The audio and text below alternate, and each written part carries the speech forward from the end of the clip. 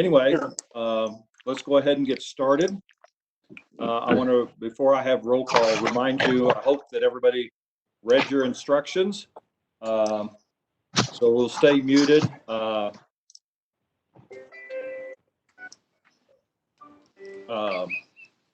Use the raise your hand feature so we can try and keep some order. I will try and keep an eye on that, and I have help from Ashley and Bill Bryant to, where'd my pen go? To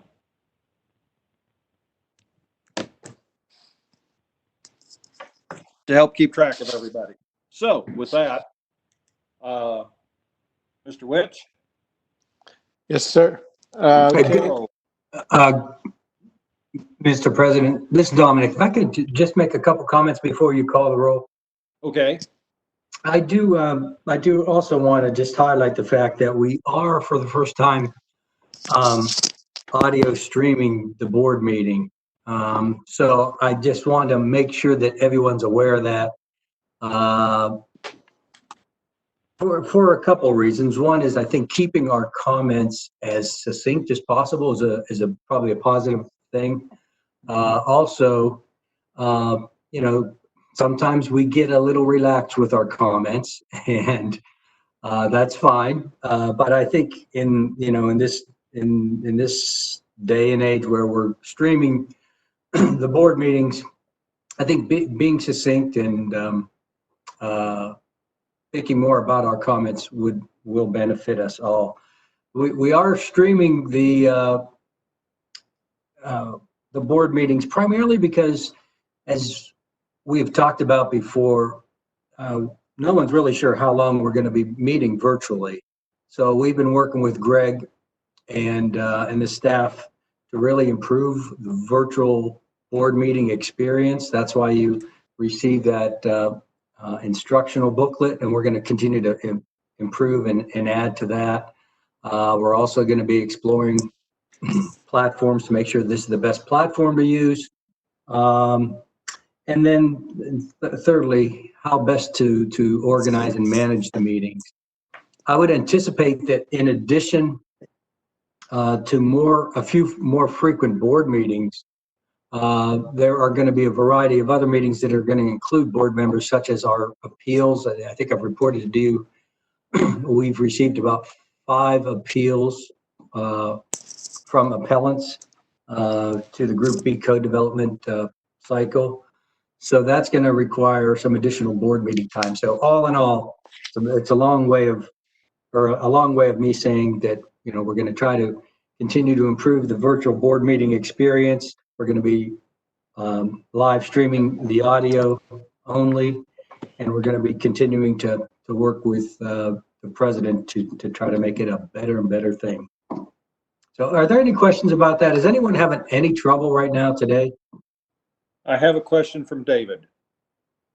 Yes, my only question is, since we're live streaming, I just want to clarify the chat feature is only available to the board members, correct? That's correct. Thank you. Ashley, would you confirm that? Yes, that's correct. Only the people that are on this call right now, like via audio and video, have access to the chat feature. David, the other thing, the audio stream is not recordable. Once you go to the link and go in and begin to listen to it, we're not saving the hosted audio stream. I mean, I guess technology-wise, there's a way to save it if you're really bent on doing that, but it's just it's like the radio. Okay, thank you for the clarification. You bet. Mike Boso. On this, was this something that was sent out then to the membership to let them know that we were going to be streaming this? No. No. Okay. It's on, Mike. It is on the board website though. So if someone went there to check for the agenda, it is the link is posted there on the board meeting website. All right. Thank you. Anything else, Dominic? No, that's it, Greg. Thank you. Okay. All right, Mike, you're on. Okay, good morning, everybody. President Wheeler. Here. Vice President Davis. Here. Secretary Treasurer Which is here. Past President Bryant.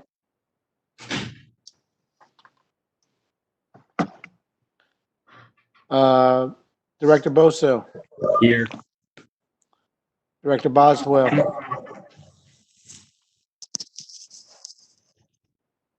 Director Boswell. I see you. Director Bridges. Director Brown. Present. Director Ellis. Here. Director Hampton. Present. Director McDaniel. Present. Director Peterson. Present. Director Phipps. Here. Director Savage. Present. Director Sayers. Present. Director Spencer. Present. Director Tom. I know he's on. I've seen him. Yeah, I know he's on too. So, Director Weesey. Present. Okay, Mr. President, all are present and we have a quorum. Okay, thank you. Everybody, I know, has taken the opportunity to review the agenda. Does anybody have anything that needs to be added or moved or anything like that? Who do we have wanting to speak? Jim Brown. I thought I lowered the hand, but I did just have a quick question for Dominic's comments, if I may. I would assume that the live streaming audio will be discontinued when we go into executive session, correct? Yes, it will. And we've set up two separate lines. If you notice, tomorrow's executive session meeting is a separate WebEx meeting invite, and that won't be audio stream. Jim, you also reminded me, I should have mentioned, please, it just makes the meeting go a lot smoother if you mute your mic when you're not speaking. And we all forget to unmute. I've done it plenty over the past several weeks, but muting the mic will make the meeting go a lot more smoothly. So thank you.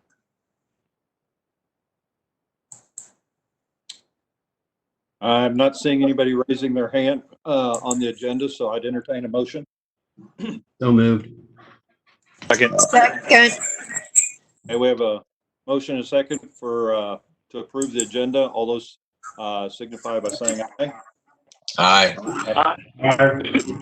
Aye. All opposed, same sign. Hearing none. Okay. Let's move on to approval of minutes. Director Witt, or Secretary Treasurer Witt.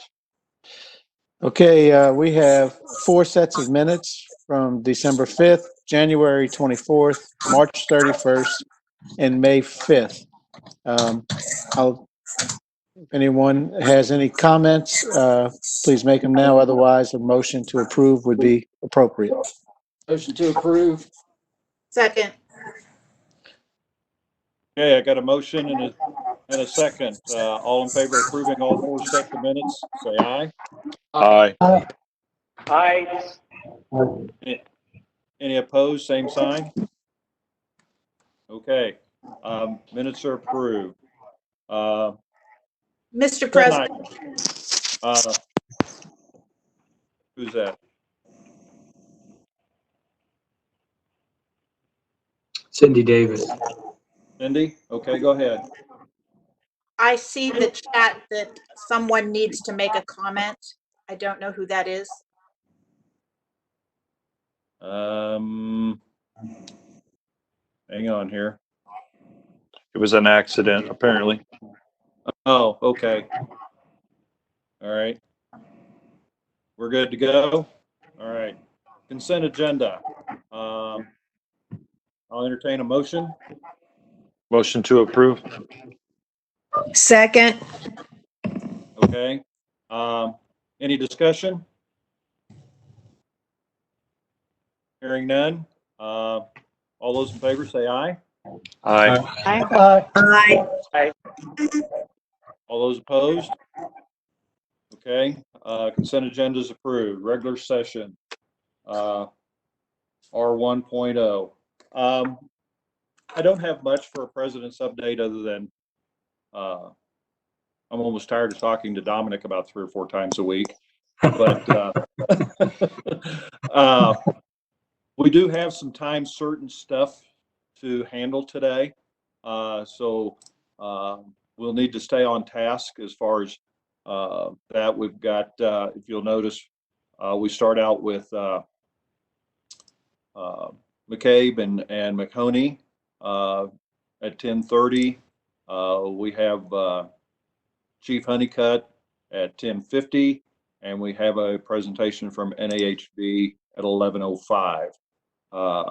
So if we're moving along quickly enough, we may jump around in the agenda a little bit since these 3 are time certain.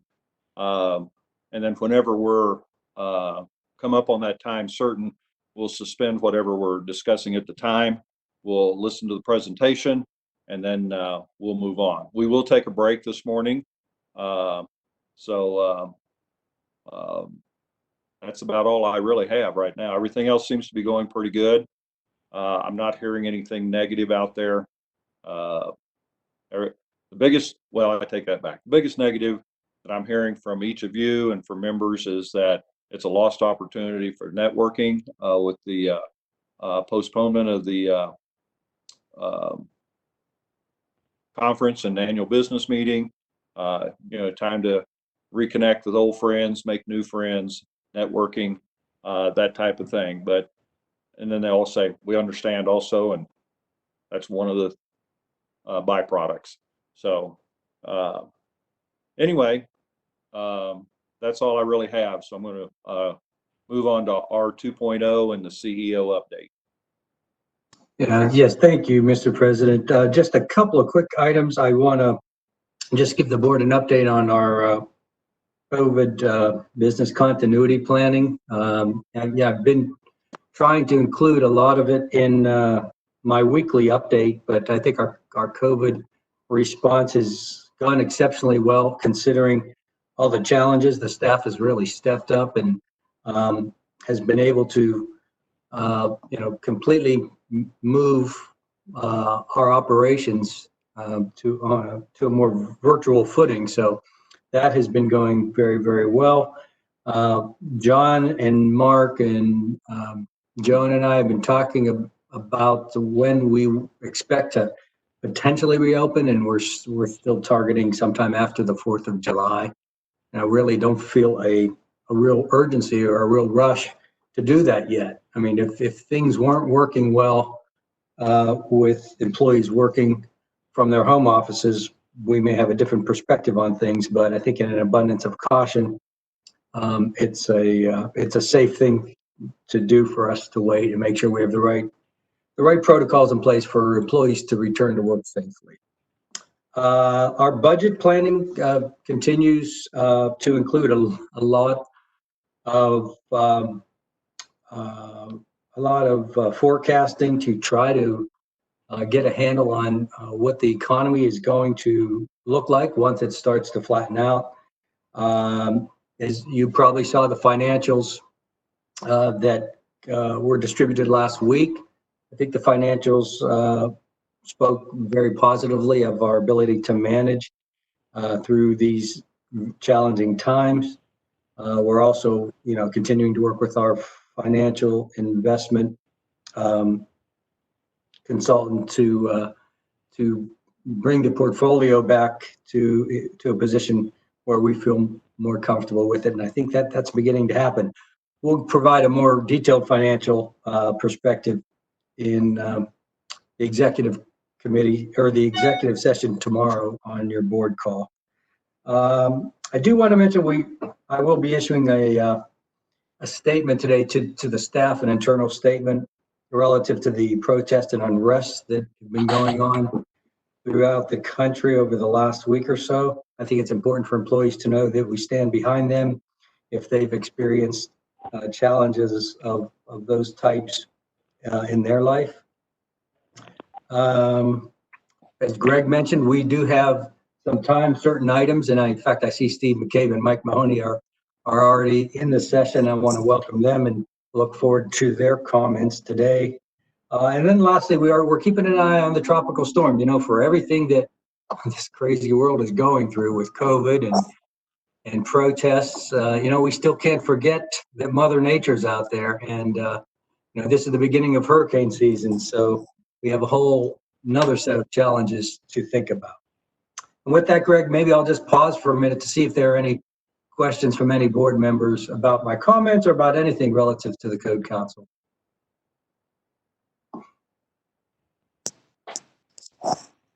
Okay. Mr. Spencer.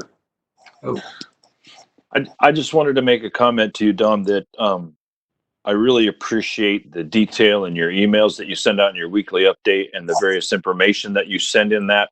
While I don't necessarily have the time to get to all of it right away, I do peruse through it, and I've found it very, very valuable. And I want to recognize you for that. I appreciate that, David. Thank you. Any others? Okay. Moving to R 3.0. Dominic? Yes, yeah, no, thank you. So on the line with us right now is Steve McCabe from the National Institute of Standards and Technology. Hi, Steve. And Mike Mahoney of FEMA. Hello, good morning. And they want to provide a report to us on activities relative to NIST and FEMA. So Steve and Mike.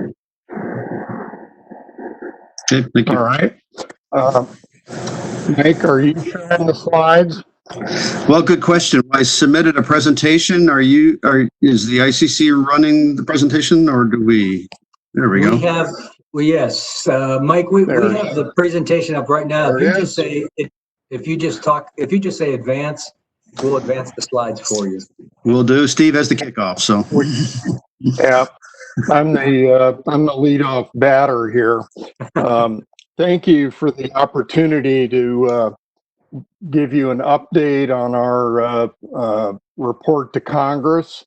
I'm Steve McCabe from NIST, and my colleague and teammate Mike Mahoney is also online. Next slide, please. The National Earthquake Hazard Reduction Program was reauthorized in December of 2018. And as part of that, there was a love note from Congress that assigned to NIST and FEMA the task of convening a committee of experts from a wide swath of America to assess and recommend options for improving the built environment and critical infrastructure. Government's goals stated in terms of post-recovery, the occupancy, and functional recovery time. So the important thing is the last sentence there, reoccupancy and recovery time. And the report is due by the end of this month. Next slide.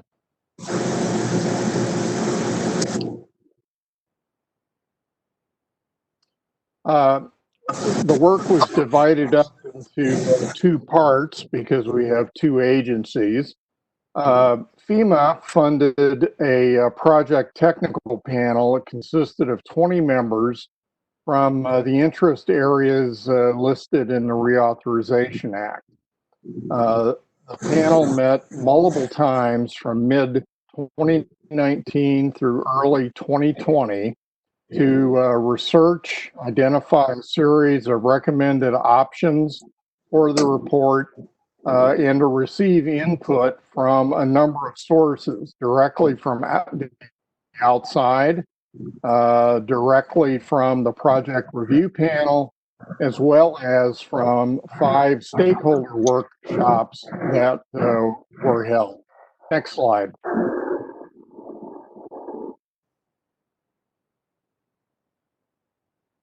As you can see, the list of individuals included federal agencies, NIST, FEMA, GSA, non-governmental organizations, the Earthquake Engineering Research Institute, PEER, Pacific Earthquake Engineering Research Center, Stanford, ATC. They were the leader of this technical panel. The Natural Hazard Center, the various professional organizations, the structural engineering associations, AIA, Susan Dowdy from ICC. We had the home builders represented, Intel, LA Department of Water and Power, and at least one building official. Next slide.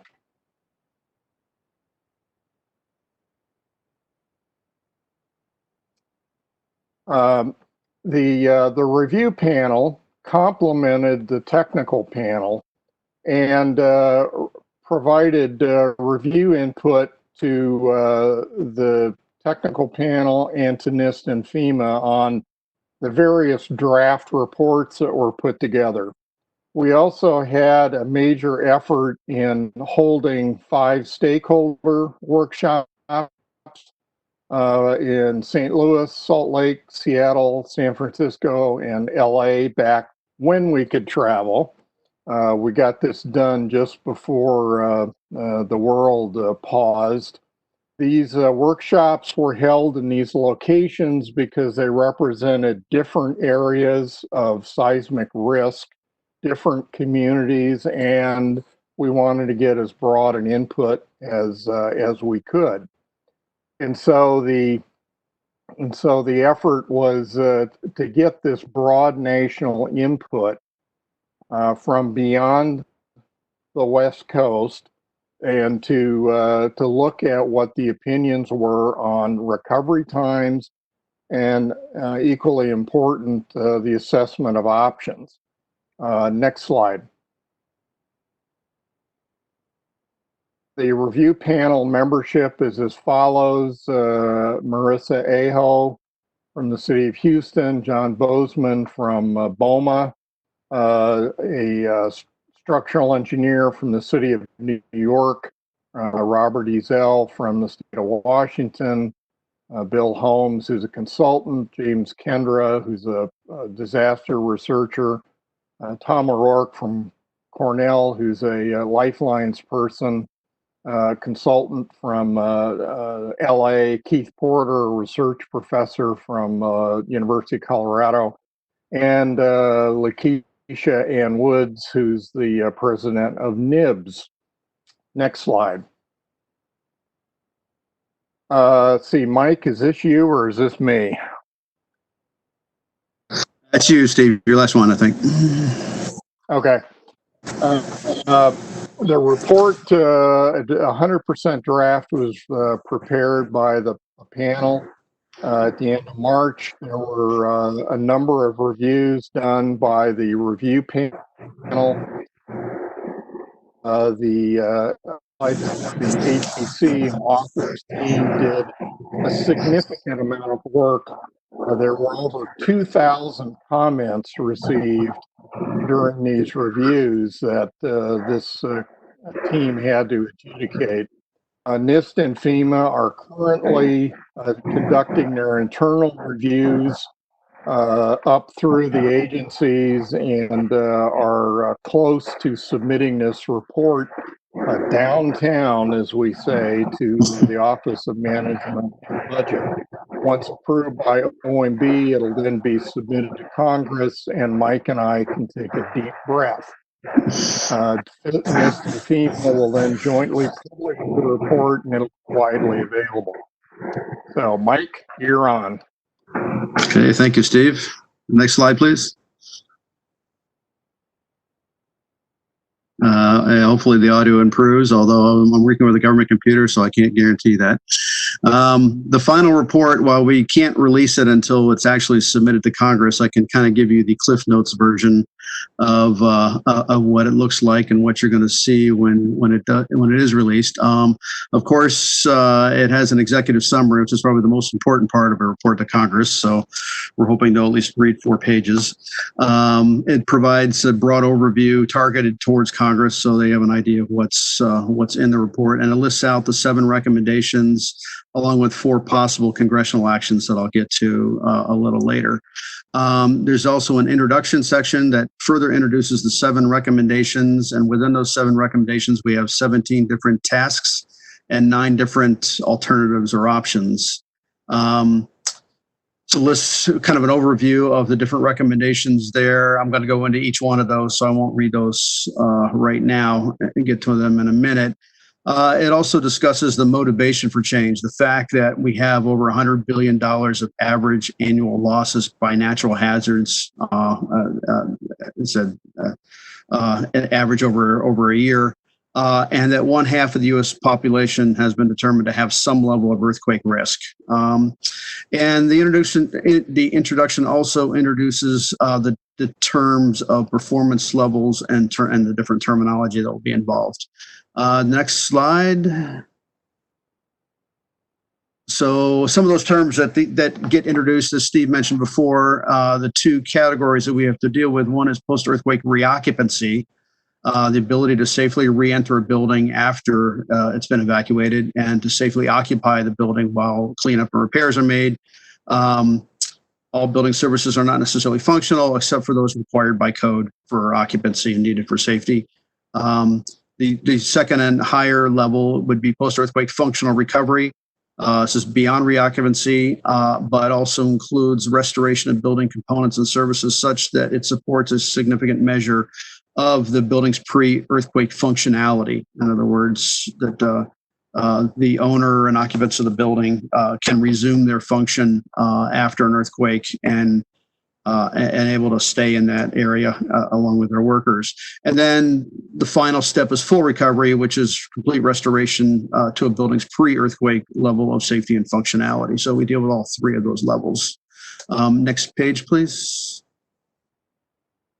And this is kind of a graphic that kind of showing the different performance levels that we put together for the report, ranging from collapse to life safety, which is generally the code minimum, and then reoccupancy, functional recovery, and full functionality.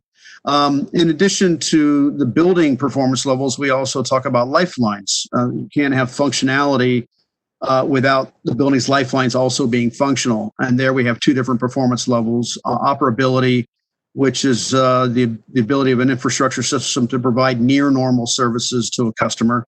For example, for water, as we say, it's enough to flush the toilets, but probably not enough to put out a fire. So that's the base level. And then infrastructure functionality would be a measure of the infrastructure system to work normally to provide regular and reliable pre-earthquake level of services. Both are addressed in the report. Next slide, please. Additional terminology, we talk about community resilience. That was the ultimate goal of all of it. So how does all this fit into the definition of community resilience? And there we use the quote, the definition out of the President number 21. Code or meeting. Sorry. And then reoccupancy performance level, which is, as I said, the post-earthquake performance state. And then the reoccupancy performance objective, which is achieving that performance level within an acceptable time following an earthquake. Next slide. We have similar definitions for functional recovery. Again, a performance level where the building and lifeline are maintained or restored to provide basic function. And then the performance objective, which is achieving that performance level, again, within an acceptable time following an earthquake. And that acceptable time in both cases isn't one set time. It's based on the building use and occupancies ranging from immediate for hospitals to weeks or even months for non-essential services. So that is kind of an overview. We'll go to the next slide and start talking about the actual recommendations. So the first recommendation is developing a framework for post-earthquake reoccupancy and functional recovery. And within that recommendation, we have 3 tasks. The first, to develop a policy or a recommendation to develop a policy. We don't actually develop a policy, but we're recommending the development of a policy. The second is recommending development of a design criteria for functional-based objectives. And the third is a recommendation to determine appropriate hazard levels. May not necessarily be the same hazard level we use for building codes, depending on the occupancy, the lifeline, and what else is involved. Something that's very redundant may not necessarily have to be designed to the same hazard level as something that's a one-off type building. So that's the first recommendation. Next slide would be the second recommendation, and probably one that is most relevant to you all. So I'll spend a minute here. The second recommendation is design of new buildings to meet functional recovery-based objectives. Because the building code doesn't currently address recovery-based objectives completely. There is some elements of that, obviously, with different risk categories. There is an inconsistent level of performance results. New buildings should be designed for specific recovery-based objectives, depending on the type, obviously, the function and occupancy of the building. For specific recovery-based objectives that will support reoccupancy and functional recovery following an earthquake. And here we have 3 different alternatives of how we could achieve that, depending on what the industry or community wishes to use. The first would be to mandate the design of new buildings to meet recovery-based objectives using future model building codes. In other words, we would have a building code on recovery-based objectives, or a component within the existing building code for recovery-based objectives. Either one is an option. But the primary criteria here is we're using the code process to mandate the objectives. That's the first alternative to this recommendation. The second alternative would be to mandate the design of new buildings to meet recovery-based objectives using interim provisions. In other words,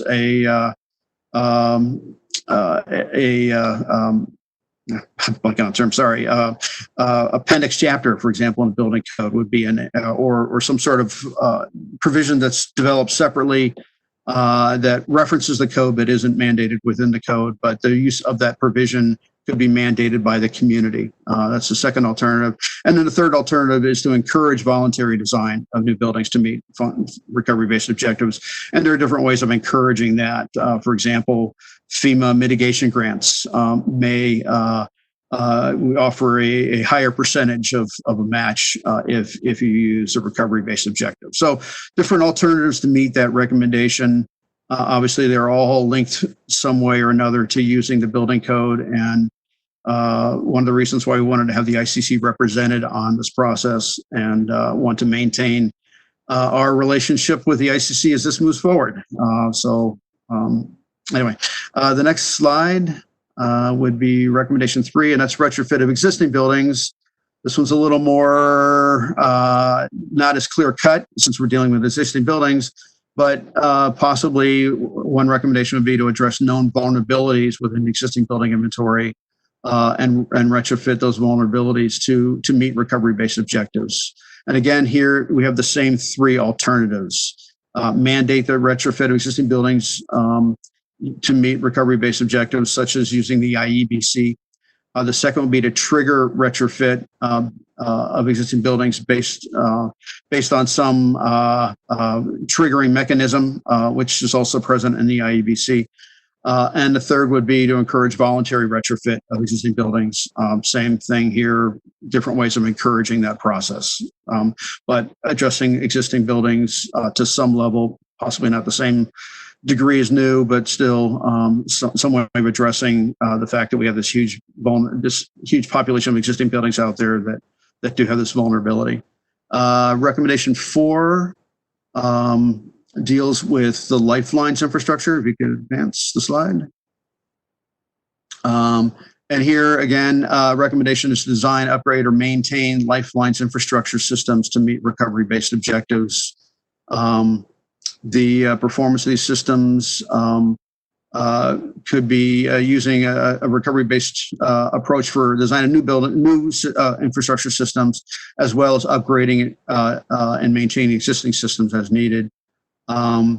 Because lifelines are a different animal and they depend on components designed and built over time, we combine together new and upgrade or maintenance of existing into the same recommendation.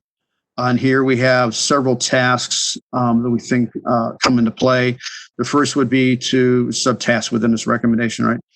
The first task would be to provide national guidance on regulatory authority across different infrastructure systems, some sort of national guideline.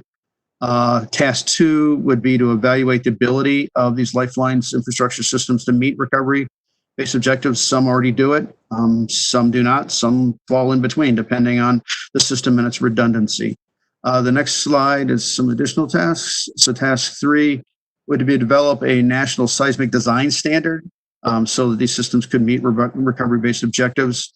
Task 4 would be to create regional lifelines councils. Since lifelines cross jurisdictions, it was thought that some sort of regional council could improve in this process. And again, here, as the previous two, we have 3 different adoption alternatives: mandate for new and upgrade, encourage voluntary design of new and upgrade to meet recovery-based objectives, and then the third would be to trigger upgrade based on different triggering mechanisms. A little different animals with lifelines, but still the same process. Next slide. We also have a recommendation on planning to develop and implement pre-disaster recovery planning based on recovery-based objectives. We do this a little bit already with response and mitigation. So recovery planning would kind of fit within that same mold. Several different tasks under this recommendation: develop and implement pre-disaster recovery plans, create and promote seismic continuity programs as part of that process. The third is expand and improve criteria procedures for assessments and evaluations. We have some procedures here already, but they need to go further. The fourth is plan staffing so that we're able to expedite post-earthquake recovery. The fifth is implement building occupancy resumption programs. Right now, the process of inspecting buildings after an earthquake can be a time problem. And there are programs already kind of being tested where we bring in private entities to do the same thing and speed up that process. The sixth is developing alternate standards for temporary habitability. What is the line for being able to reoccupy a building? Next slide, please. And then recommendation 6 is education. Obviously, part of this process needs to be education and outreach to enhance awareness and understanding of earthquake risk and recovery objectives. We have two tasks under that recommendation: educate building lifelines infrastructure system stakeholders. And then the second is to educate design and construction industry professionals. So again, reaching out and making people aware of this process would be part of this whole enterprise. And then the final recommendation 7, if you could advance, is financial. There are obviously always financial issues. Facilitate access to financial resources would be needed to achieve functional recovery-based objectives. I won't read all that, but it basically comes down to money and different ways of making money available. 2 tasks under this recommendation: one would be to develop and deploy pre-disaster financial mechanisms to achieve those objectives, and the second would be post-disaster financial mechanisms to achieve those objectives. And within FEMA, we have both pre-disaster mitigation grants and post-disaster mitigation grants, kind of that same process, but focused on recovery-based objectives. And that's it for the recommendations. My final slides, if you could advance. I talked about the report also recommends specific actions to Congress. That what can they do now that they've read this great report and want to do something to help this process out? There's 4 that we present. One would be to support technical development of policies and methods for design and retrofit of buildings and lifeline systems, as we say in recommendations 1, 2, 3, and 4. So starting that process by supporting the development of those needed materials. Second would be to incentivize action to encourage state and local jurisdictions to adopt recovery-based codes and standards and engage in planning under recommendation 5. The third would be encourage federal leadership by example. We have an executive order already for buildings, for federally owned and leased buildings, to basically follow the current code. We could possibly have the executive branch do something similar for recovery-based design and retrofit requirements, again, for federally owned and leased buildings. And then the final would be mounting an education campaign as recommended under recommendation 6. And then next slide, please. This is kind of a summary of where we are now, which is the current situation, where we have new construction and changes to existing buildings are currently regulated by the building codes and that process. Building codes provide life safety. They do provide better for critical facilities and high-risk buildings. Lifelines currently follow industry standards. There is little coordination between all of that. That's the current situation. The end goal, next slide, would be community resilience. And there we currently have plans or ultimate goals calling for example, goals for building clusters as opposed to individual buildings. The building codes when all of this is currently unknown. Goals for lifeline systems to provide resilient service, again, kind of how we do that unknown. And then enforcement of these goals is currently would be at the community level, but that there is a challenge obviously involved in doing that. And then my final slide is we envision functional recovery as being a bridge between those two.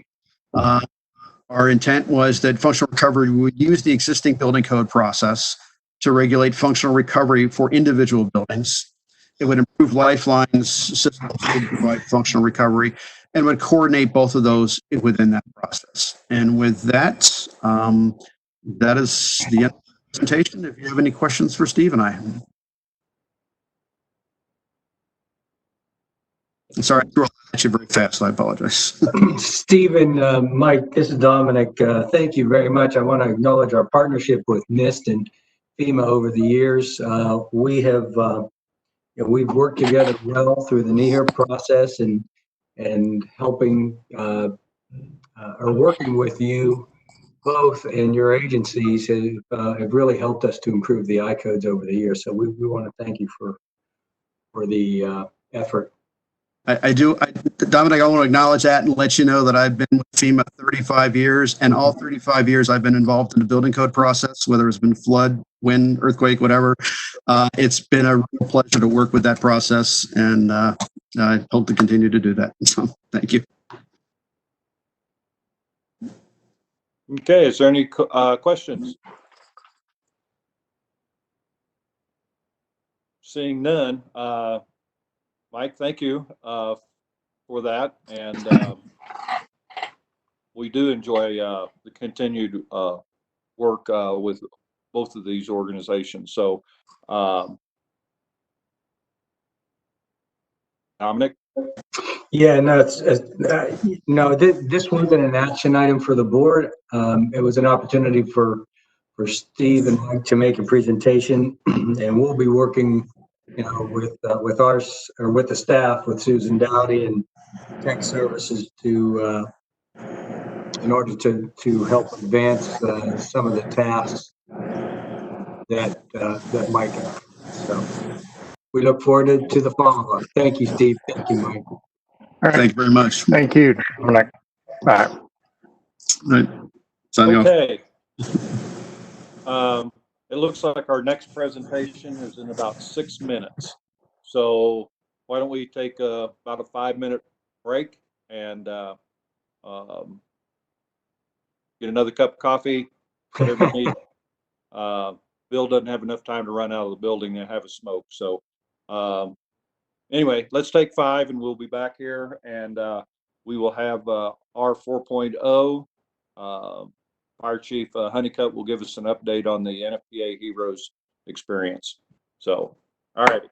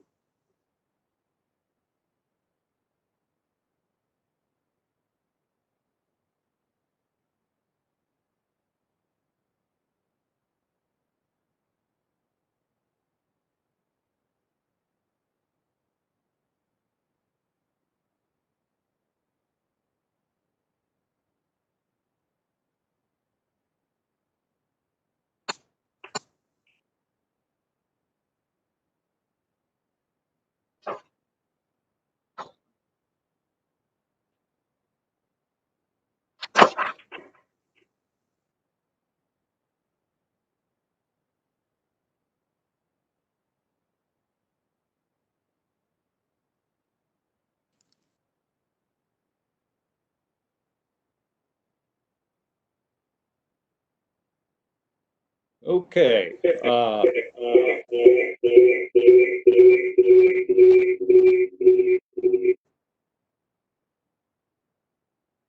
Don't know what that was, but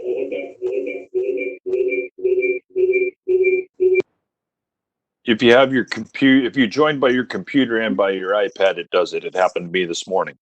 So if you're trying to join by two systems, that's what seems to do it. That's it. I'm not, so I don't know what the problem was. I've got my laptop with just the agenda on it, and then I'm doing everything else through the iPad. So anyway, back at it, our 4.0. Dominic, would you like to introduce Chief Honeycutt? I would, Mr. President, thank you. So just for the board's background, before I turn it over to Chief, if you recall, a little more than a year ago, there was an announcement about an effort to increase awareness of fire safety and the construction of a project in Pelham, Alabama called the Heroes Experience, and NFPA, I believe, stepped out right away and committed a substantial amount of money to its effort. And there was some discussion since the Code Council has a principal office in the area that it would be a positive thing for Code Council to support. And we pledged up to $250,000 to support the effort. It was a large scale effort to construct both an experience and an educational facility that would focus on fire safety and fire safety awareness with some live demonstrations, I believe. Since that time, a number of things have happened, and it's been, I think, a bit of a challenge, and Chief Honeycutt's going to give us an update on that. To date, we have followed through on our pledge with an initial donation of $50,000, and today we want to get an update from Chief to help us determine whether we'll move forward or how we'll move forward with the balance of our pledge. But I'm not necessarily asking the board for any feedback on that today, but I thought it would be a great opportunity to ask the chief to give us an update on what the new thinking is in terms of follow through for the Heroes Experience. So with that, I'll introduce the Fire Chief of Pelham, Alabama, Chief Honeycutt. Chief? You're muted, Chief.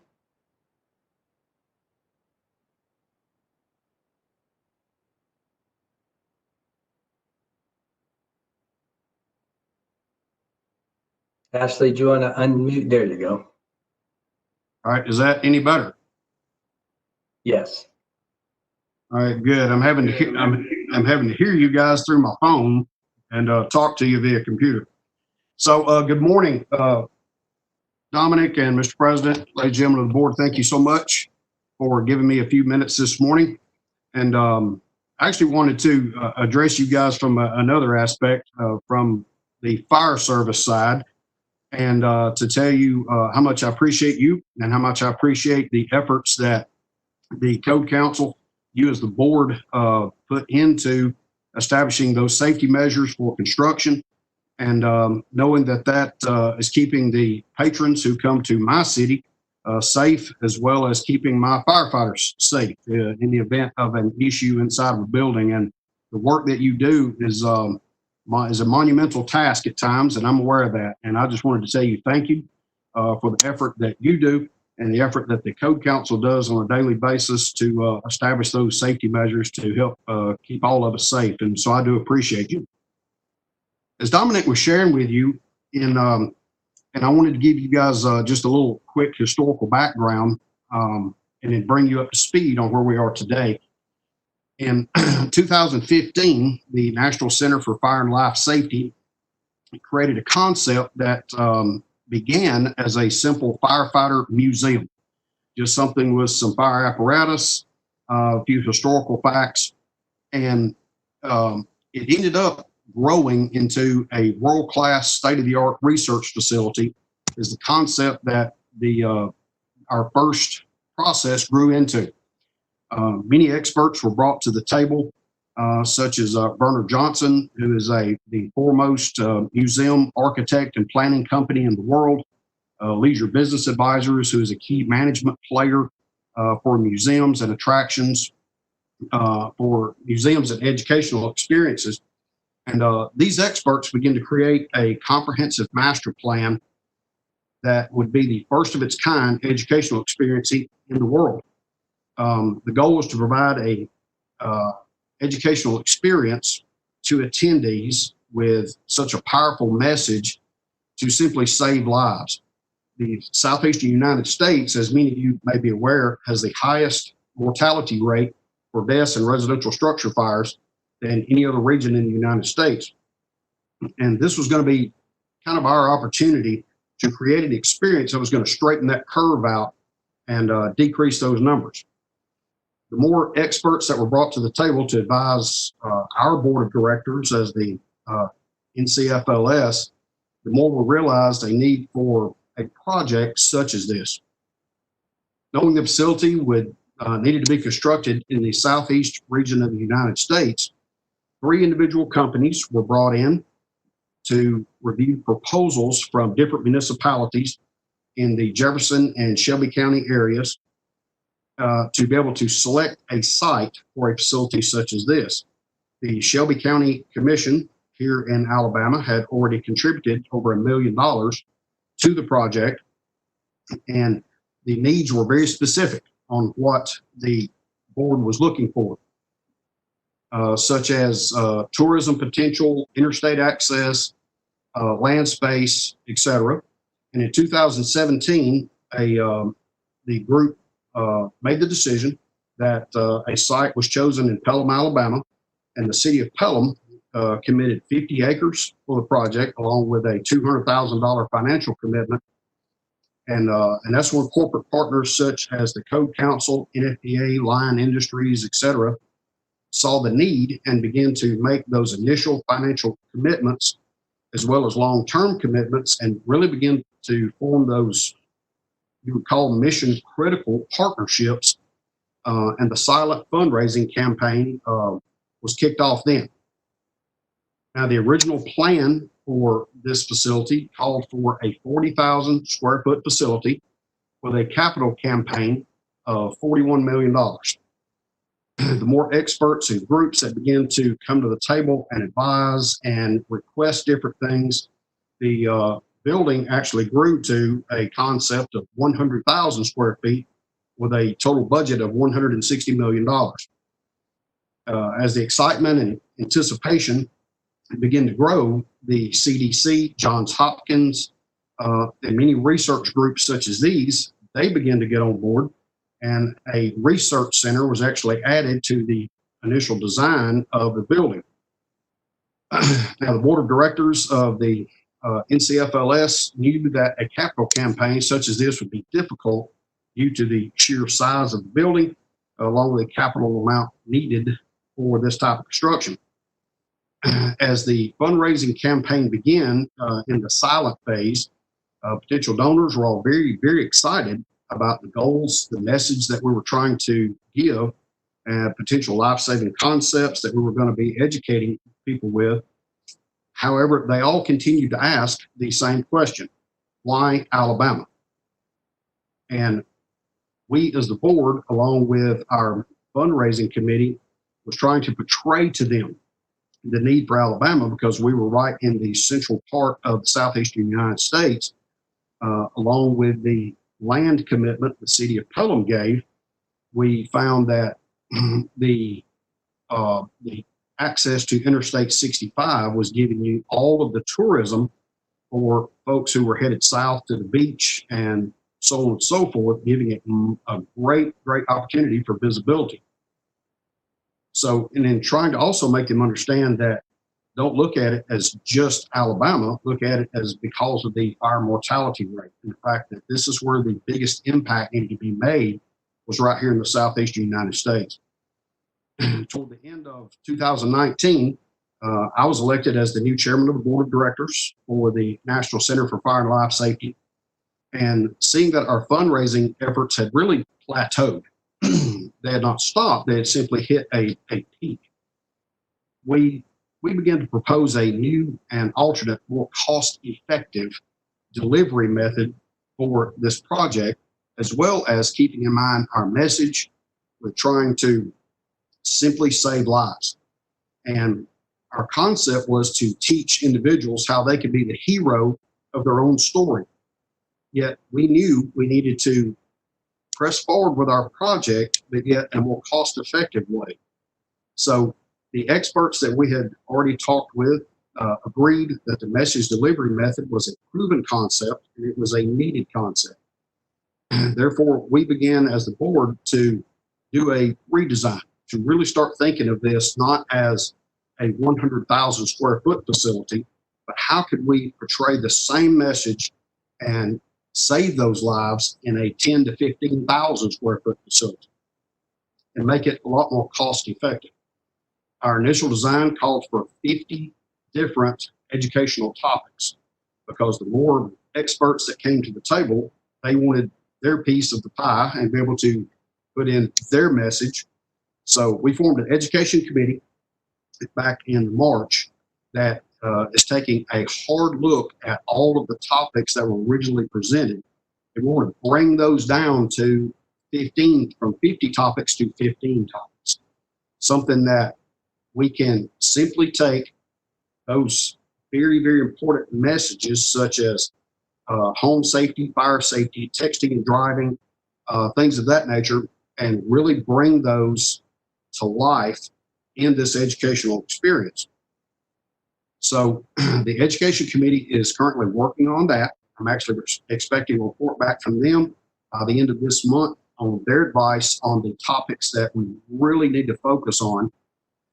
Once we have that back, we will be gathering back up with Bernard Johnson to get them to help us lay our design out from 50 topics down to 15, and then to be able to get that into a 10,000 square foot retail space. Now, we start thinking about a retail space, and it actually opens up a lot more opportunities for us to be able to put the message out.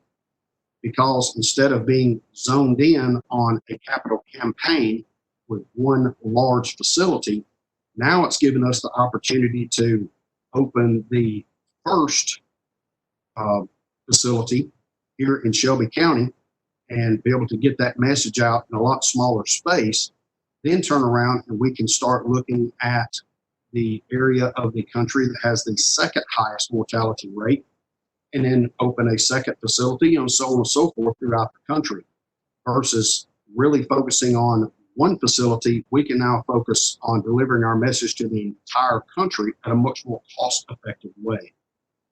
So we do have a company here in Shelby County that is a commercial development company, and we've already contacted them. They're contracted with Shelby County, Alabama, and they are exploring some options for us for some retail space.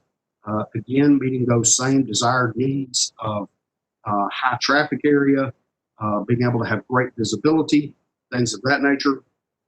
And so our project is pressing forward. We simply, as the new chairman of the board, I simply felt that we needed to find a better way to deliver our message at a much more cost-effective way. Still keeping in mind our dream one day is to have this really large standalone facility, kind of as the home office, if you will, of the Heroes experience. But taking that concept and really pushing it nationally versus staying in one specific market. So that's kind of where we are. Once we get that back from our education committee, we will turn around and reach out to Bernard Johnson, get them to help us with a small redesign. And then we will work back with some folks who did share with us they were interested in making those financial commitments to help us push the project forward. So that's kind of our next steps that we're going to be doing coming up. So any questions from you, the board? Greg, do we want to see if the board has any questions? Well, I was looking because I have the chat jump up, but does anybody have any questions of Chief Honeycutt?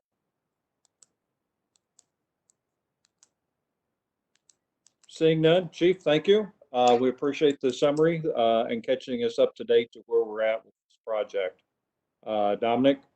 Yeah, no, Chief, I also want to say thank you for taking the time today to give us an update. I appreciate it very much. Well, Dominic, Mr. President, thank you both so much for giving me some time on the agenda. Again, I'm available if either of you or the board were to have any further questions. And thank you again for your commitment, and thank you again for all the work that you do. You bet.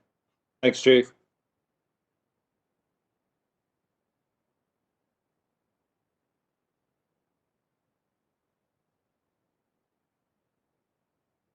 Okay. Next on our agenda is R 5.0, presentation from NAHB. I see that Dean Mon has joined us. Dominic, I'll let you introduce him, and Sure.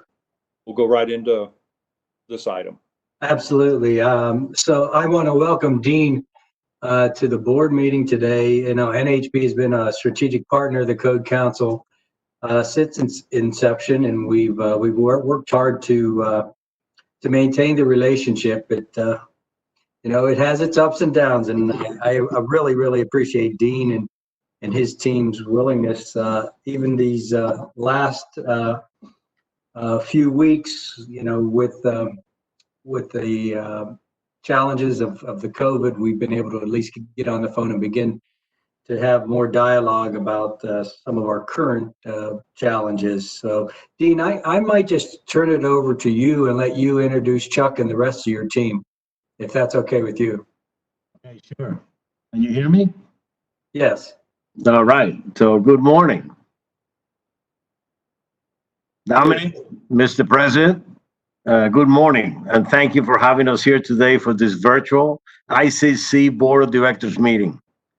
I am Dean Mon, the 2020 Chairman of NAHB.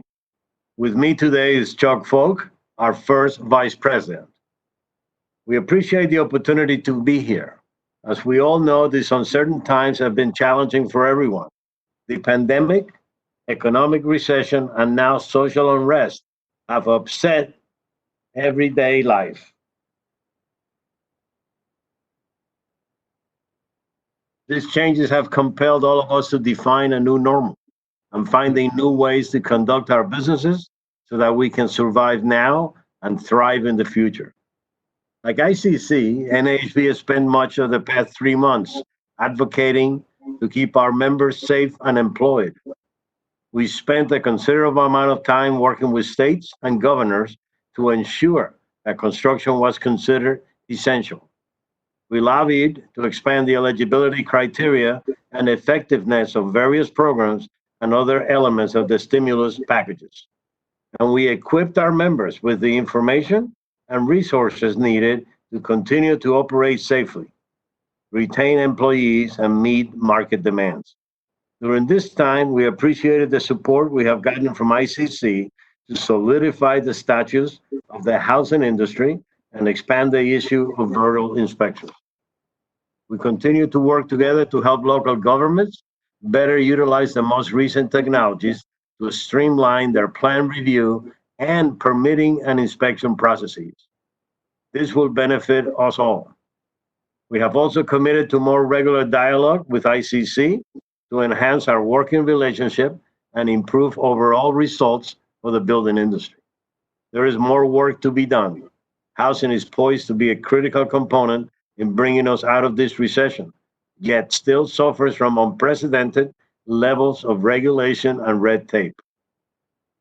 Affordability challenges continues to be a major factor, and more than half of single-family builders are using incentives to bolster sales and limit cancellations. Given these realities, we appreciate the opportunity to continue to explore how NAHB and ICC can work together to improve affordability conditions in building codes. Chuck will now talk about the code development processes, and I will wrap up with some comments about affordability. Thank you. Chuck.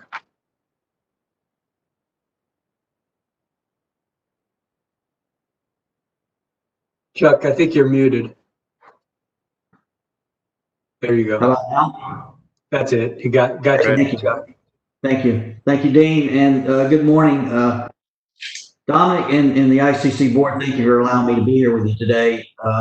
My name is Chuck Fowler, and I'm NEHB's 2020 first vice chairman. While NEHB was disappointed in the final results of the Group B cycle, we have taken what we believe is appropriate action to appeal some of those decisions, which we hope are ultimately decided in our favor. From here, we are most interested in moving forward and exploring ways to ensure the loopholes are closed and significant voting irregularities cannot reoccur. We appreciate the steps that ICC has taken to incorporate cost considerations into the code process and proposals. Still, we hope to find ways to better ensure costs and affordability considerations are fully discussed and evaluated during the deliberation process to ensure that the resultant codes are both practical and cost effective. Central to fully considering the affordability of the codes is ensuring that revisions and additions to the codes are necessary for maintaining safety and welfare of the occupants. This also means following code development process that is open, transparent, and balanced. Due to changes to ICC's code development process and others taking advantage of previously existing loopholes, we're becoming increasingly concerned that ICC's process no longer meets those objectives. For example, we do not believe that ICC ever intended for proposals that were disapproved at both the Code Development Committee and the public comment hearing to be allowed to move forward on the online vote and to be ultimately be approved. Similarly, when trying to reach consensus, we believe comments and objections should be considered using fair, impartial, open, and transparent process. At present, those participating on the online vote are not required to consider all views before voting. Historically, code officials were the primary participants in the process. That process was effective because code officials understand what is reasonable, having the knowledge and expertise to see what works in the field and what is enforceable. Over time, the balance these professionals lent to the process has eroded from the introduction of more and more special interest groups and others who sought to mold the system to their benefit. Where the code development process used to be focused on developing codes to protect the safety of buildings and their occupants, it is now increasingly being used as a vehicle to make public policy decisions. Codes are not to be aspirational. They're not intended to be used to sell specific brand of window or appliances or promote the use of certain types of energy. They're not designed to push out competition. They're intended to set the minimum requirements needed to meet health, safety, and welfare metrics. We know that the Blue Ribbon Committee is looking at the long-term code development process and is expected to make recommendations to this board. Given this magnitude and urgency of their issues, we ask that you empower the Blue Ribbon Committee to look broadly and make whatever recommendations are necessary to fix the identified problems. Similarly, we hope that you will embrace and promptly adapt the changes necessary to restore confidence in the model code development process. NHB is poised and ready to help ICC improve the process and return codes to their original and intended purpose. Now I'd like to turn it back over to Dean to discuss affordability. Thank you. Thank you, Chuck. Just briefly, housing affordability is something that we have been promoting and working with for the past year and a half, and we will continue to do so. We understand that the housing affordability and the ability of our citizens to get decent and affordable homes that they can live in. NHB understands our relationship as a strategic partner, as one of collaboration and cooperation, where our collective interests are involved. Any questions that we can answer for you right now, please? Okay, does anybody have any questions of Dean or Chuck?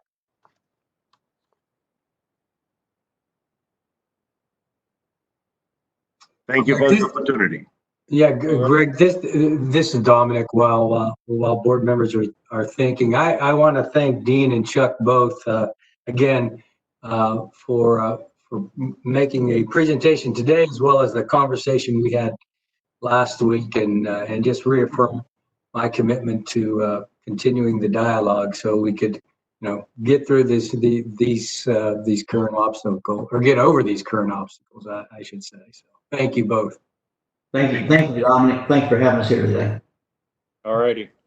Seeing no questions, thank you both for joining us today and making your presentation. And to your one point, Chuck, on the Blue Ribbon Committee, nothing's off the table for them to review and bring to the board for recommendations. So with that, let's move on to our 7.0 Diversity and Inclusion Initiative. Dominic, do you want to open, or do I turn it right over to Vice President Davis? I think you should just turn it right over to Vice President Davis. Yes. Well, thank you very much, Mr. President. And I would like to talk a little bit about some history to this agenda item. Initially, these discussions started, more than a year ago, I think, with President Wheeler suggesting that our organization might be able to benefit from some diversity. We've had a number of discussions throughout the last year. And while we initially anticipated maybe a more robust recommendation to this board, given the current situation with COVID-19, financial constraints, and some other things going on, we thought that perhaps this would be some very low-hanging fruit that could be done cost-effectively, that would start the process thinking about diversity for our organization and what exactly that would mean. There's a lot of academic research out there showing the benefits of a socially diverse board. I know we're going to look at professional diversity in the Blue Ribbon or the Governance Committee as targeted in the strategic plan, but this also talks about social diversity.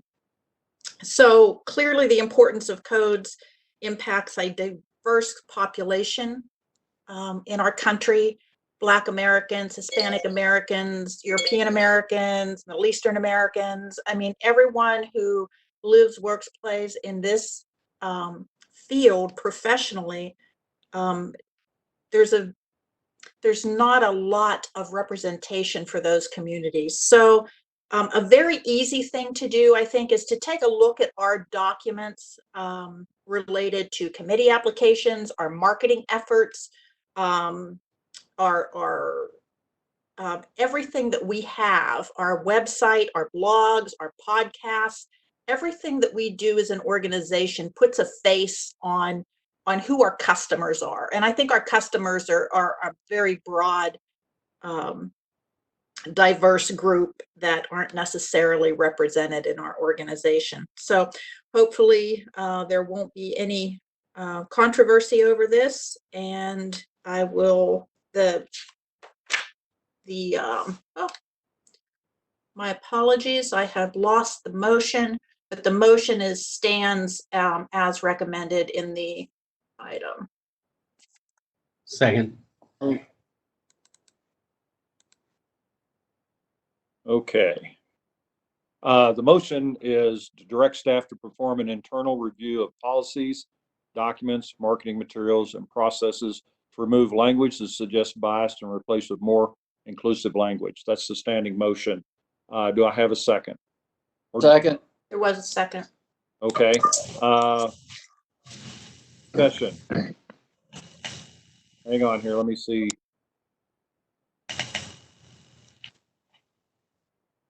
Okay, I don't see anybody yet. You're supposed to raise your hand on the deal, but go ahead, David. My hand is up, sir. I apologize. Through the chair to Cindy, I just have a question. I kind of, in doing some other work, look through our council policies and other things, and are there any particular things that you're aware of that don't currently promote diversity? I do agree with you that our marketing materials and things like that, we should promote diversity 100%, but I was just curious, in reading through the various things I was able to research, is there anything in particular that we currently aren't pursuing in that way? So to that, if I could, through the chair, Mr. President, address Mr. Spencer's question. Oh, Nothing specific that I have in front of me today. I would say more in general terms. I have in the past ran across language in a number of documents that have he, him language as opposed to gender neutral language. I think in 2020, we're long past that. And it's time that those types of things be cleaned up, because whether they're intended to or not, they have an unbiased or an unconscious bias to them. So that's one thing. Another thing is just the photographs that we use to promote on the website and other places. What do they look like? Who do they include? And who, more importantly, who don't they include?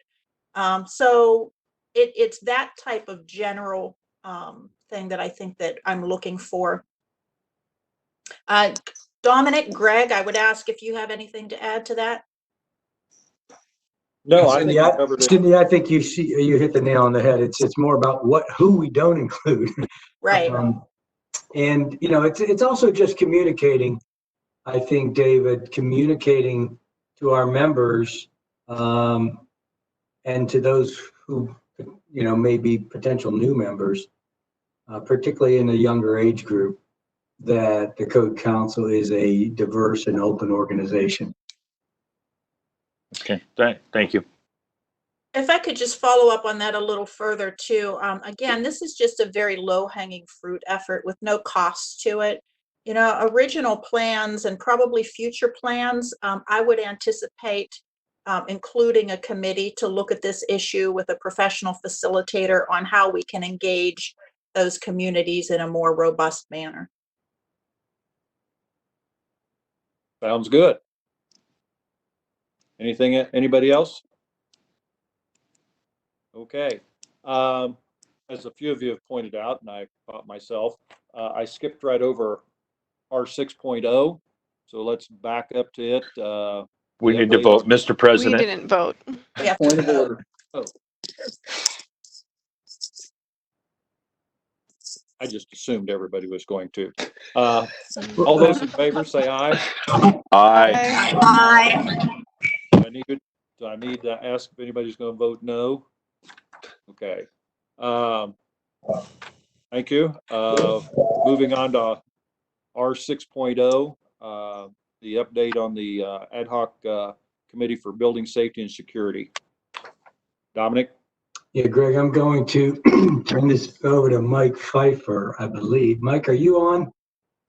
I am indeed.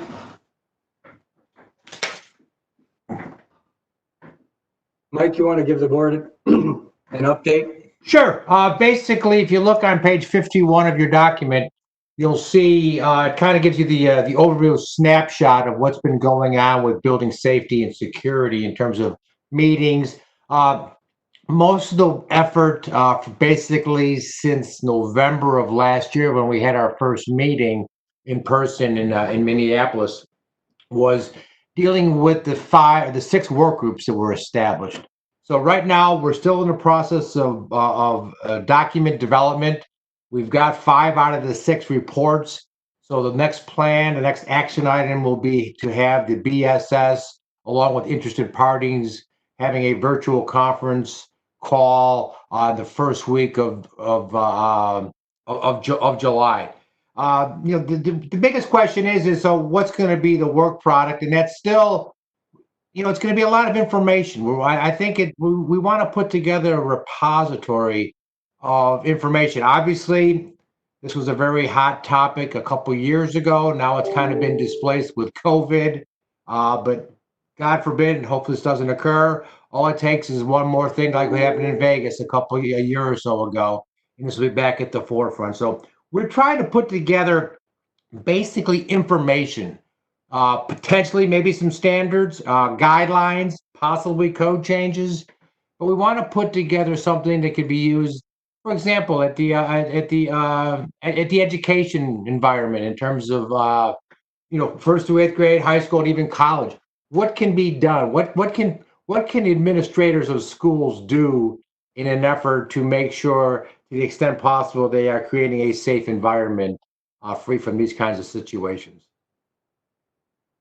And again, what you've got in front of you is basically information on the 6 work groups that have been established, what their roles are, what they're going to be doing, what they're going to be producing.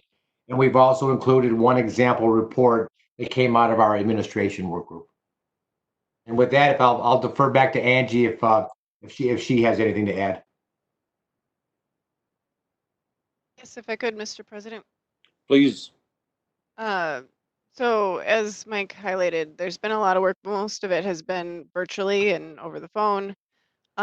These work groups had a large challenge in front of them, given the emotional charge of this topic. As Mike said, it's been displaced in today's headlines because of COVID and civil unrest, but it's sure to come back again. What you're seeing are 2 of the reports. They're very well done, but if you notice, they have their own formats. So, kind of next steps will be to get all of the reports on the website and then seek input from other interested parties. We knew there were a lot of interested parties. I believe there were over, I think there were almost 50 applicants for this committee, and we had to really whittle that down to get what we have today for the interested parties. So the getting those up on the website and promoting them will be a big deal for the next steps. Hopefully, it's already June, so I don't think that we'll be having an end product yet this year, but my hope is early next year. If we could get all of the input this year and get those into more of a final draft. And then we've met with Whitney to talk to the teams about what are the different kinds of distribution methods these days. We don't have to do white papers. We can do things that are more interactive and user-friendly, like infographics, podcasts, to inform people on these topics. And part of that exercise was asking these teams who the intended audience is. And time and again, most of the teams thought their intended audience were not code officials, but largely building owners and operators, to give them a playbook and a place to start to work with their code officials, to work with their other professionals like architects, engineers, designers, security professionals, and emergency responders. We've found a lot of instances where people make assumptions about what their emergency responders are going to do in one of these situations. And so giving them tools on how to start those conversations is what we're trying to help them do. So wanted to be able to give you guys an update. I know, this started under past President Elbatar's presidency, so it's been going on for a while, but like I said, it's a huge amount of work. And the teams are doing a good job, but I also know that we need some sort of finality to this in the coming months.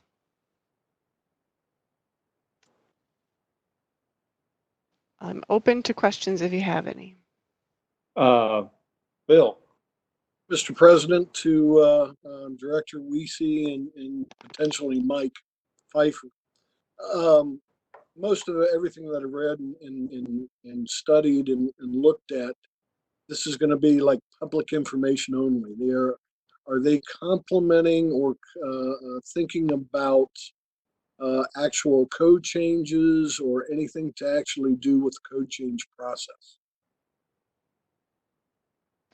So I would say in a very limited capacity. There were some discussions on changing, for instance, when a risk analysis is needed, as well as getting that to change in the code is an uphill battle, but it certainly could be something that people look at this information and say, I think we could do more in the codes and develop a code or a proposal to go into the codes that comes out of these documents. Access Hardware would be the only other one I could see, and I don't know that they have come up with anything that would require a code change. What they found was largely a lot of this information is in the code. It's whether or not you choose to use it, and being able to put it in a format that helps owners and managers to utilize these topics and the information. And thank you, Angie. That's what I was looking for was egress hardware, things of that nature that's already been discussed ad nauseum at the code change hearings. I was kind of thinking that you might be the professional supporters of certain things. That's why I was asking the question. Thank you, Angie.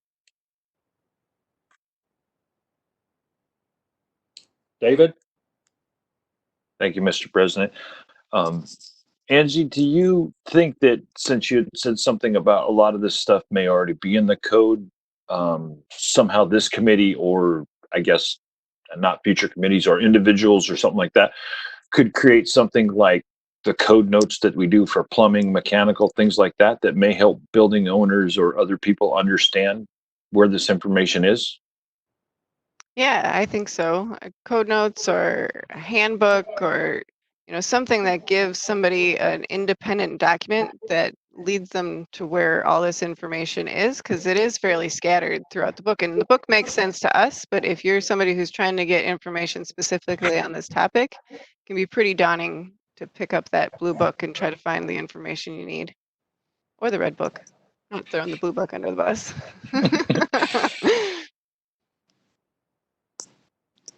Anybody else? Okay, this was a informational only item. Yep. So we will be moving now to R 8.0.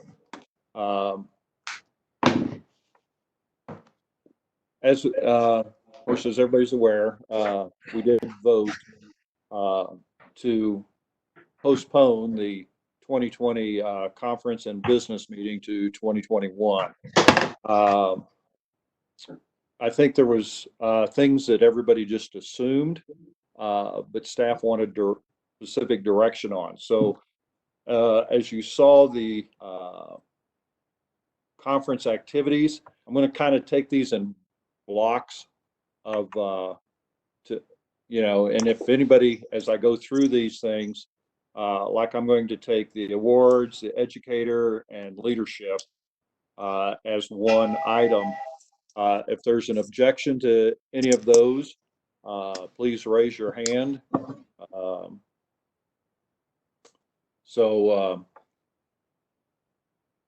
For the awards, we would still go ahead and issue these awards and communicate these through digital means somehow.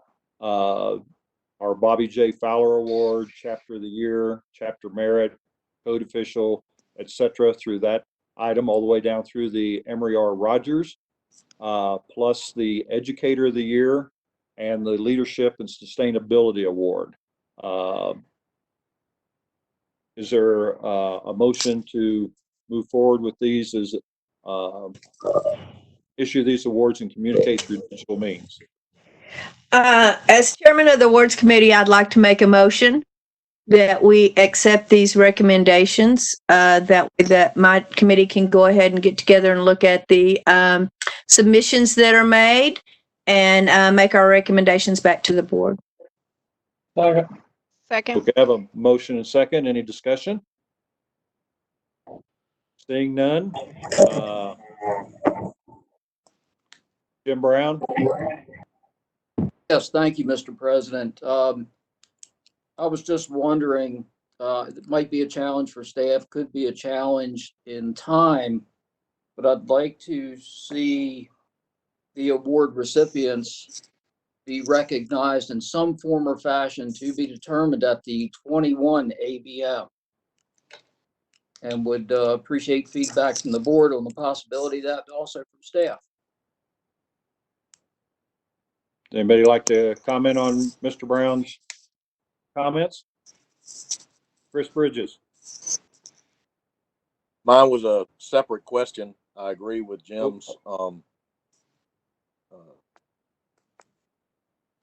I don't know if it needs to be a motion or not, but I do agree that that we need to recognize these also in 2021, assuming we can move forward with this that way. You want me to ask the question now or wait for other follow-up on Jim's? Anybody else have a comment on Jim's, directly to Jim Brown's comment? Because I have Mr. Sayers ready to speak also. Mr. Spencer, to Mr. Brown's comment. Oh, I would think that maybe we could do something to be both recognized but be in efficiency. If we could do something like maybe tailor these into videos or something so that we could put them all at one time. Obviously, I'll leave that up to staff, but I was just thinking of, as we do some of these things, we are going to do them in 21, but we need to make sure that also that in 21, it doesn't become this long drawn out process while recognizing individuals. I agree with that. anybody else? Okay, Jim Sayers. Yes, my comments are directly in line with Director Brown and Director Spencer. Okay. All right. Anybody else? Greg, I had a question independent of that. Do we feel like we've gotten sufficient applications? You think there might be members that have just been in a holding pattern and maybe not submitted things, not knowing that we were going to proceed with this portion of the ABM activities? Dominic? Yeah, no, the answer is I'm not sure. I know we have received applications. Carla's going to be organizing them. If we feel there's a lack of response, we'll work with Shirley and maybe do another call for applications. But my gut is we have sufficient number of applications. Okay, good. Okay, Mike Which. Thanks. This kind of goes a little bit I was a little bit late with raising my hand, but it goes to Jim's comment. I certainly understand where he's coming from, but similar to what Dave said, I worry that the 2021 conference is going to be like double what we normally do. And so I think if we're going to try and recreate these awards again in 2021 and then basically have two sets of awards, then we're better off skipping the awards and just giving them all in 2021. Because I think it's other than the people getting the awards, I think most of the attendees are going to get impatient. Shirley? Okay, a couple of things. First of all, on not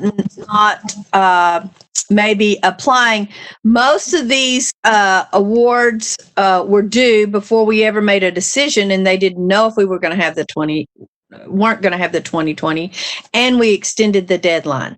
So I think anybody who was going to apply has. So I'm not worried about that. And I think that there's a way that we could maybe recognize them with some extra publication or something of that, and maybe putting some video in some of our stuff at the ICC booth. There's a way, and I think Steph and I can, Whitney and Carla and I can come up with some things to bring to you way before next year's meeting that we don't have to take up any time, but we can give them the recognition that they might not have had. So let us look at that and see what we can come up with. Okay. Personally, I was thinking a little bit more of interviewing all the award recipients, doing a virtual meeting, recorded, putting a big banner across the homepage stating, here's your 2020 award recipients, click here for video, and then have all the videos, something like that. A quick mention at the ABM in 2021 would probably be good. Would not be time consuming. And it could be one of those where we're doing stuff and it's just rolling in the background too. So just some thoughts. So we have a motion on the floor. Second, all in favor, say aye. Aye. Aye. All opposed, Aye. same sign. Okay. So we had one opposed? Or was that just a late 4? I had all in favor, Mr. President. Okay, thank you very much. All right, next on the list would be the President's Award. Mr. President, Yes, if I could, I saw in the chat that Mr. Sayers would like to be recognized. sure enough. What do you need, Jim? We already handled it. Thank you. Thank you, David. Okay, all right, okay. All right, so the President's Award, the William J. Tangy Award, the Global Award, the Innovation and Code Administration Award, would all be postponed until the 2021 annual conference. So are there any objectives to any of those being held over until 2021? If not, I'd entertain a motion. Mr. President? Who do I have? Yes, I just have a question for the staff recommendation on global. Is there something there that I'm missing and a difference between them and sustainability? What's the question? Well, you know, I'd like to see global move forward and issue their award if possible, similar to what we're doing with Sustainability Membership Council, unless I'm missing something. I don't necessarily think you're missing something, Jim. It just, you know, our thinking is the global award. I would probably place it a little higher than the Sustainability Membership Council award. Plus, we have an entire day dedicated to global activities at the conference, and so we just thought it'd be easier for, or more appropriate, I guess, for us to hold it till next year. Okay, very good. Thank you. Cindy. I lowered my hand. It's been covered. Thanks. Okay. All right. So did I get a motion on this? Mr. President, I'll make a motion that we take staff's recommendations with the President's Award, the William J. Tangy, the Global, and the Innovation and Code Administration. Second. Okay. Bill?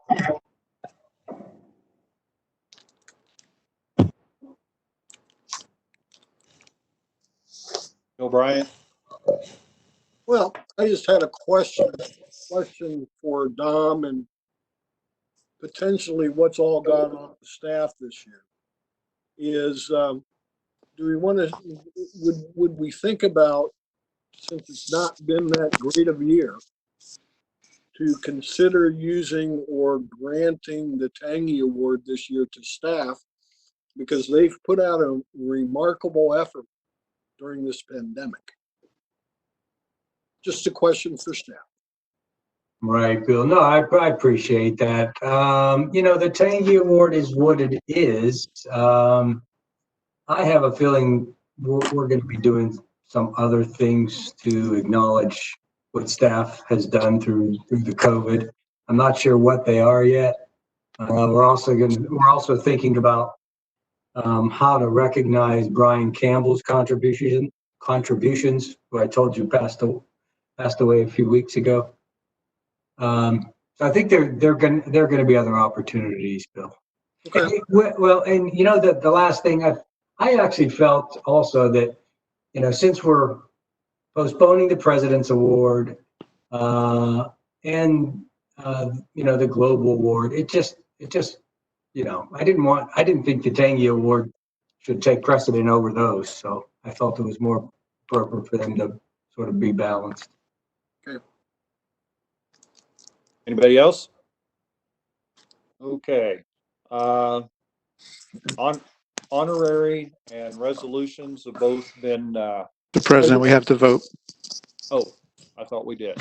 All those in favor? Say Aye. Aye. all opposed? Same sign? Okay. Moving on to honorary and resolutions. Since those both require a vote of the membership present at the annual business meeting, we will push these off until 2021. Mr. President, Mr. Spencer. Go, David. Mr. President, I would, first of all, I'd like to start off with making a motion to have President Wheeler task the honorary membership to complete its work for the 2019 honorary members to be brought forward to the full board of directors for approval, and furthermore to the full governmental voting representatives for approval and ratification in 2021 at the ABM. If I can get a second, I will explain. Second. Second. Okay, David. Thank you.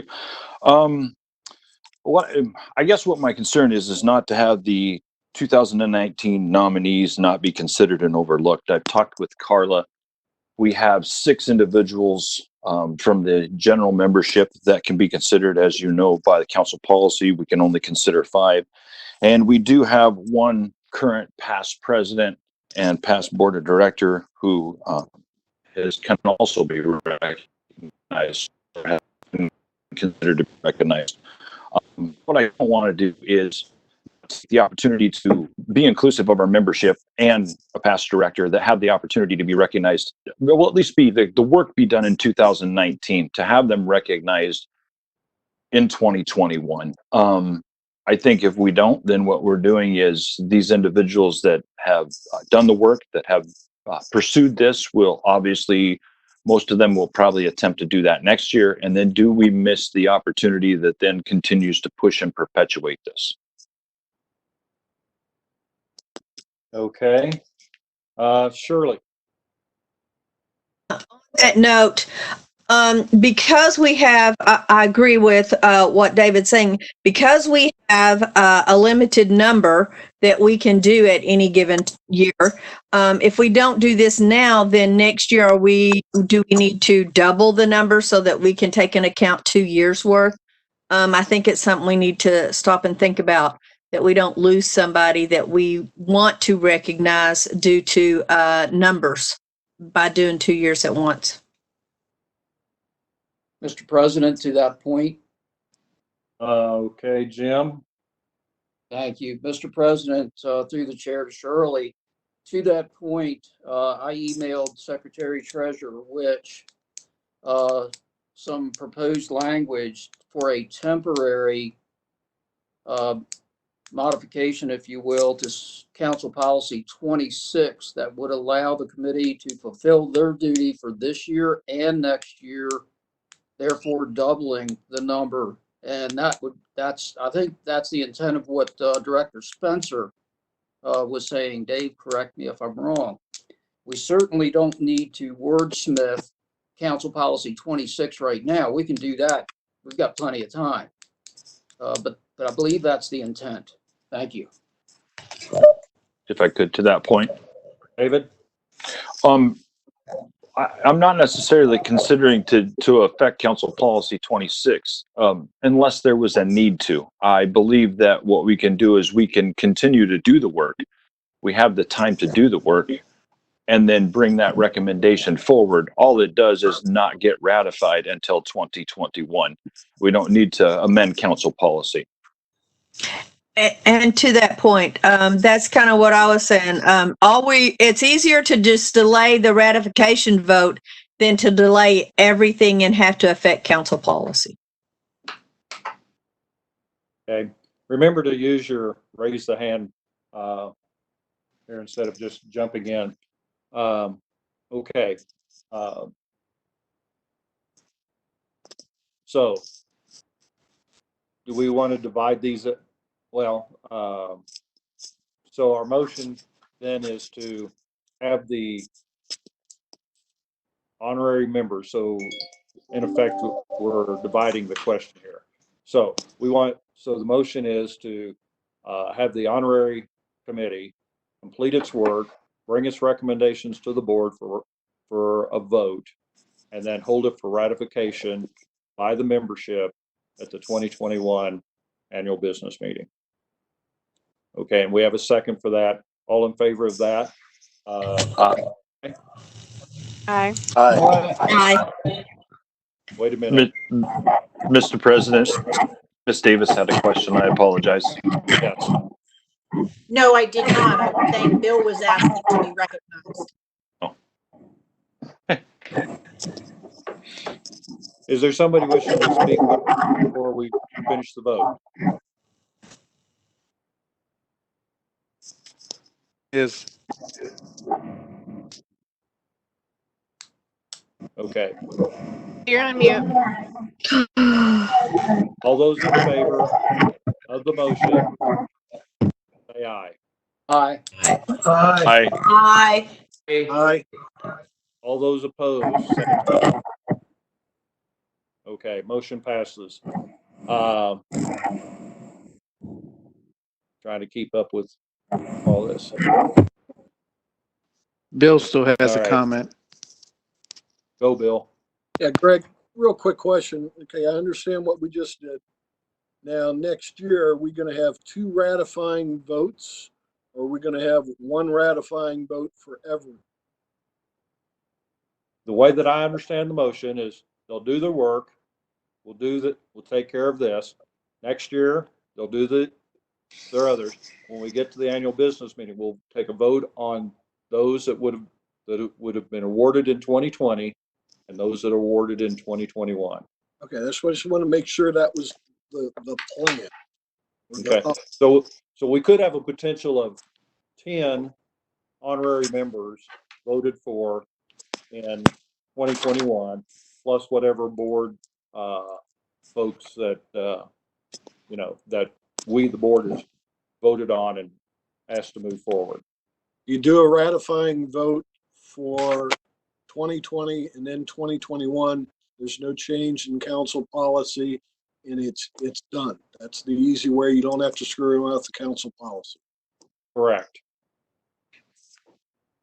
Alan, is that your hand raised? Or are you just frozen there in time?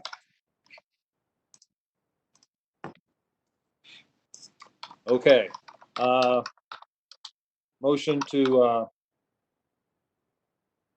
well, resolutions. Do we really need a motion on that since they have to move anyway? We're not changing anything? Dominic? Say that, Greg? Do we need to actually have a motion on resolutions? Because they have to move forward anyway, because we're not having an annual business meeting. And they're all going to change. It's your call. I mean, Okay. I think it's clear that all the resolutions have to move forward. So we'll do that. And then I'm going to major jurisdiction, membership councils, the PPO, a chapter president's meeting, regional chapter meetings, are all being postponed until the 2021. Doesn't mean that they can't have a Zoom meeting, WebEx on their normal schedules and everything, just like they normally would for the membership councils and the major jurisdictions. So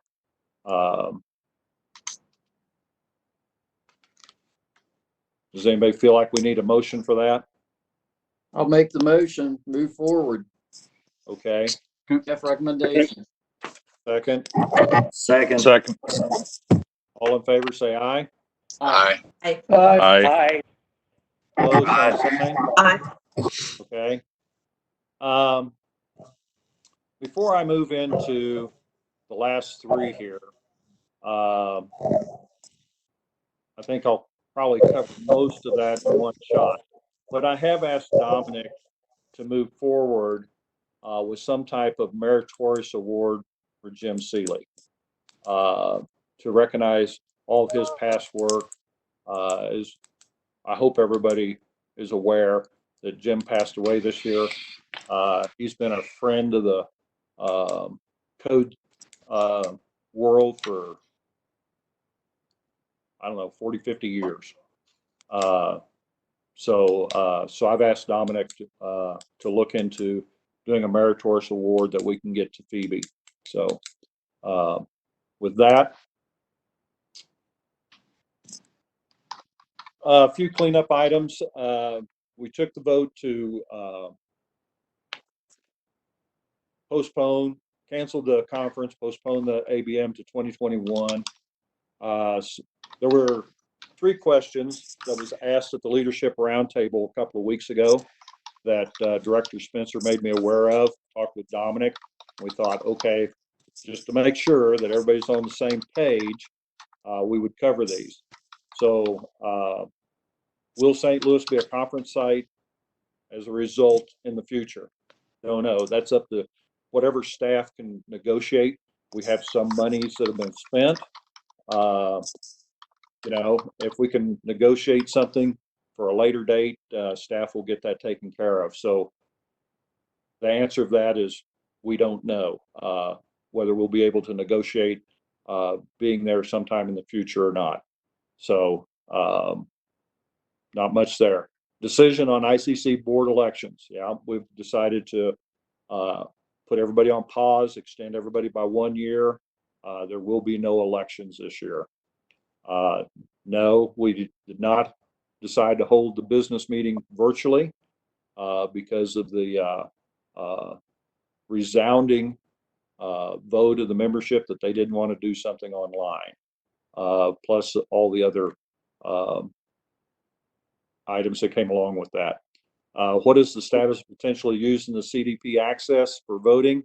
Well, it could have been possibly, but since we decided not to do that, it's a moot point.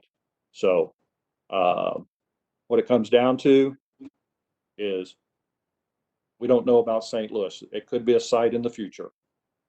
There are elections are all on hold, paused 1 year. Everybody's been given an extension. With that, also want to reiterate too, that those that would have been up in 2020 will now be up in 2021. And then those that would have been in 21, we're going to push those out because we don't want to have 2/3 of the board up for election in any 1 year. And so it'll take a couple of years for that to work its way out, and we'll get all phased back in to being on a regular cycle. So we're going to keep it to where 1/3 of the board is only up for re-election every year. Bill, I saw a question through the chair to Director Spencer. Okay. Yes, sir. David, question. These comments came out of what meeting? I got a meeting invite from one of the members about the chapter. There was a chapter leadership Webinex that was done with all the chapter leaders and had staff on it. And at the end, based upon the announcement of not having the meeting, there were some various questions that were asked. And to be honest with you, staff did a very good job. I think that they weren't quite sure what the exact answer was, even though it may have been implied. And sitting there as a board member, I did not feel it was appropriate for me to speak up at that time, only because I felt it may have made it uncomfortable for people. And I didn't think that was the appropriate venue. Okay, so Mr. President, then I have a question for you. The question is, shall we do a question and answer period for all the chapter leaders that are out there? So at least they're part of the official answer to these questions.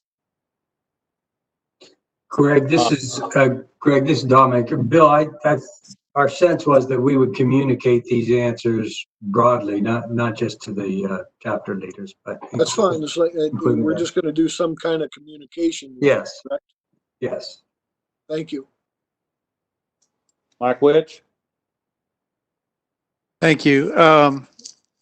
While I agree that it was implied that everything would be paused, everybody's terms would be basically extended for 1 year. so that the people that would have been up for election this year will be up for election next year, and not two groups of people. But I do think this board should take an official vote on that, because that's something that the board has not voted on. We'll get to that in just a minute. Tom Peterson.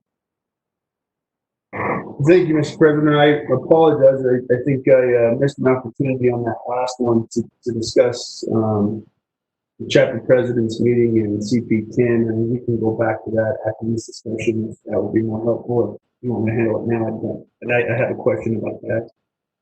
About which one? Oh, the chapters president's meeting? Yes. Okay. We will return to that in just a minute. Okay.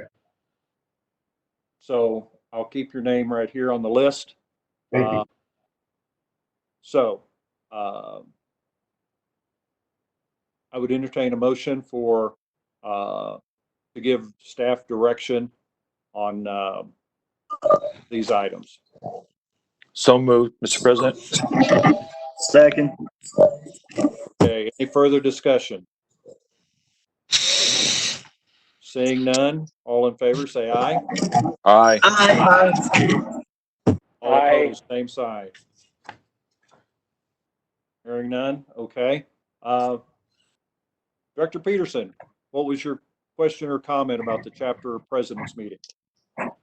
So in CP10, section 8.2, it talks about the chapter president getting to attend the annual business meeting, one complimentary registration. I wonder if for our next ABM in 2021, if it would be possible, or if it requires any action from the board, to allow both this year's president and next year's chapter president to attend that meeting.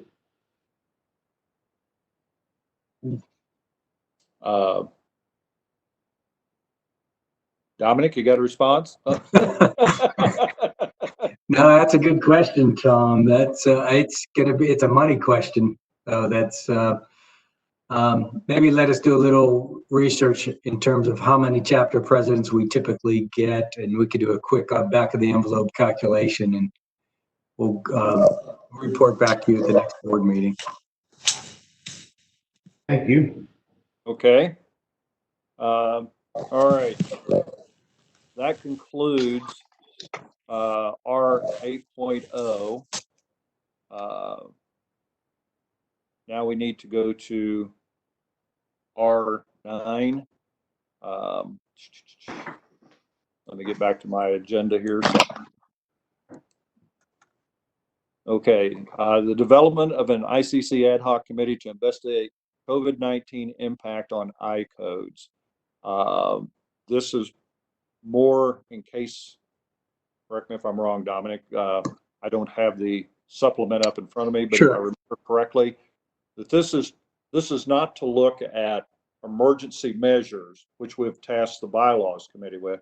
This is a separate committee to look at and probably work with Mike Pfeiffer in case this thing continues into next April and we need to do something specifically with the code hearings. Am I correct on that? No, Greg, this is more along the lines of what the Code Council, how the Code Council reacted to 9/11. So if for those of you that have been around, after 9/11, NIST asked the Code Council to develop some criteria to help evacuate high-rise buildings more efficiently. So this is an effort that we think will be important for the Code Council to announce that we're interested in learning more about how buildings could help minimize the spread of COVID-19 as well as other diseases. So there's been some just anecdotal conversation in the industry about things like touchless entries and bathroom facilities in public buildings. So what we thought we should do is get ahead of the discussion a little bit and begin to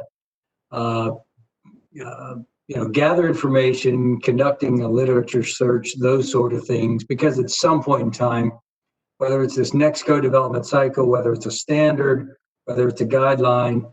I think the built environment is going to be impacted in some fashion. So I've asked Mike and Sarah to start thinking about how we can engage the membership and experts in the field to gather information about the impact of COVID-19 on building performance.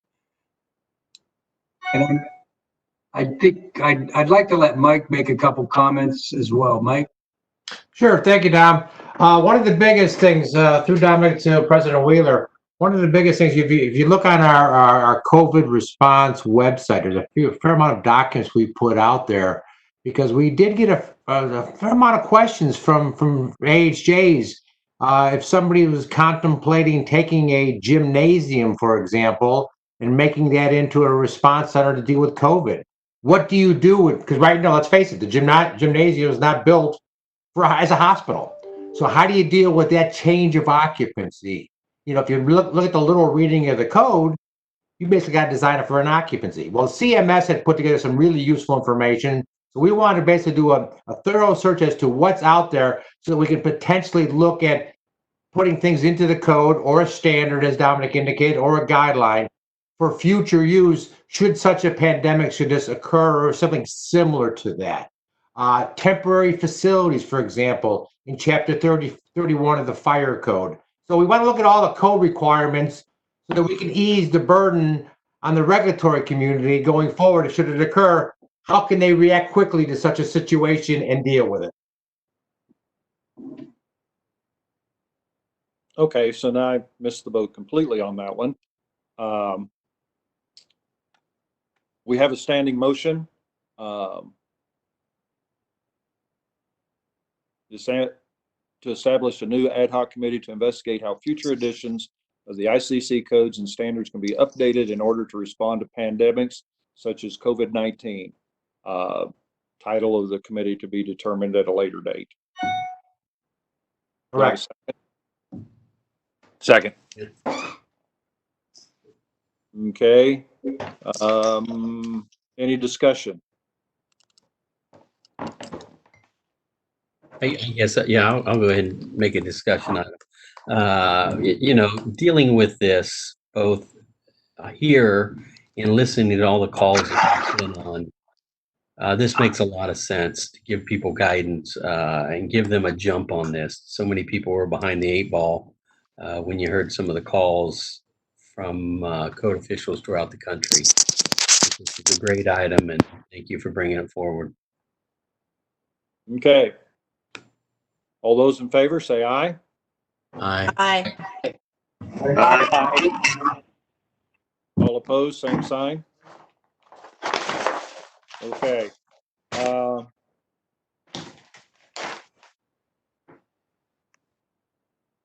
Next is item R10 from Greg Johnson to the board, requesting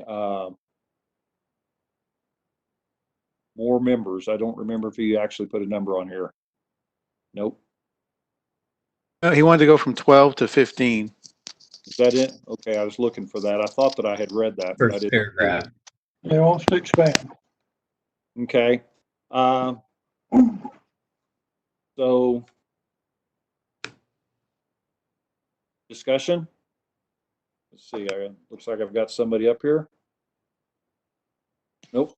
Okay. If nobody has any discussion. We do. There's people who want to discuss. Okay, I don't see anybody raising their hand. Let's get your Our hand waves don't work. Okay, Jim Sayers. Jim.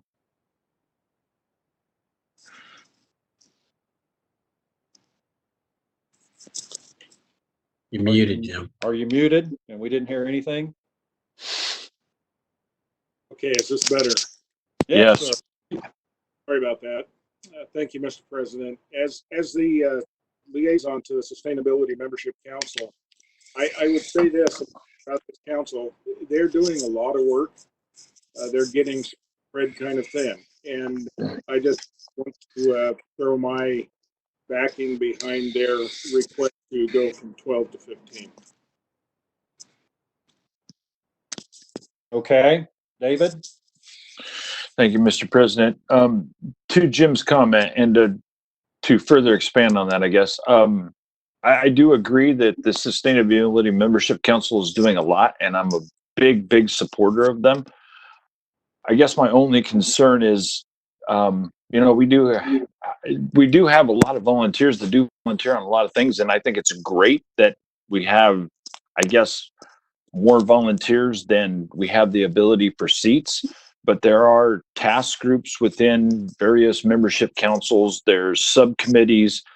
For example, a long time ago, I tried to serve on the BMC, and unfortunately, there wasn't an available seat, so I served on a task group. And so I'm just cautionary about expanding a group just because we do have more volunteers.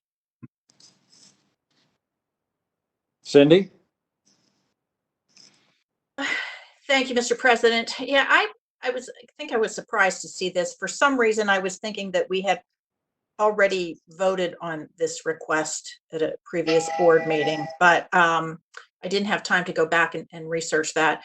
I agree the Sustainability Council has been doing a tremendous amount of work. However, at this point in time, given our financial concerns, and this is a better discussion item for prior to the budget meeting.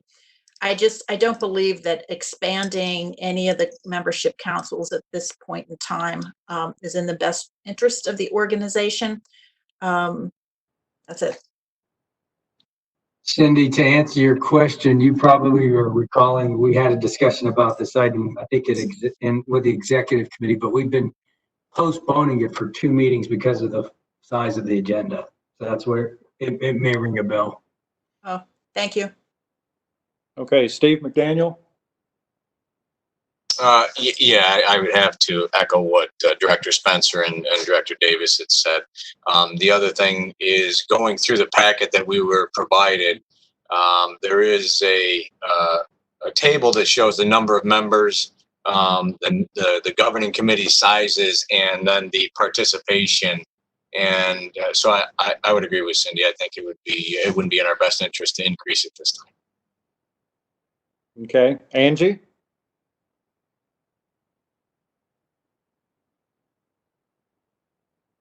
I get myself off of mute.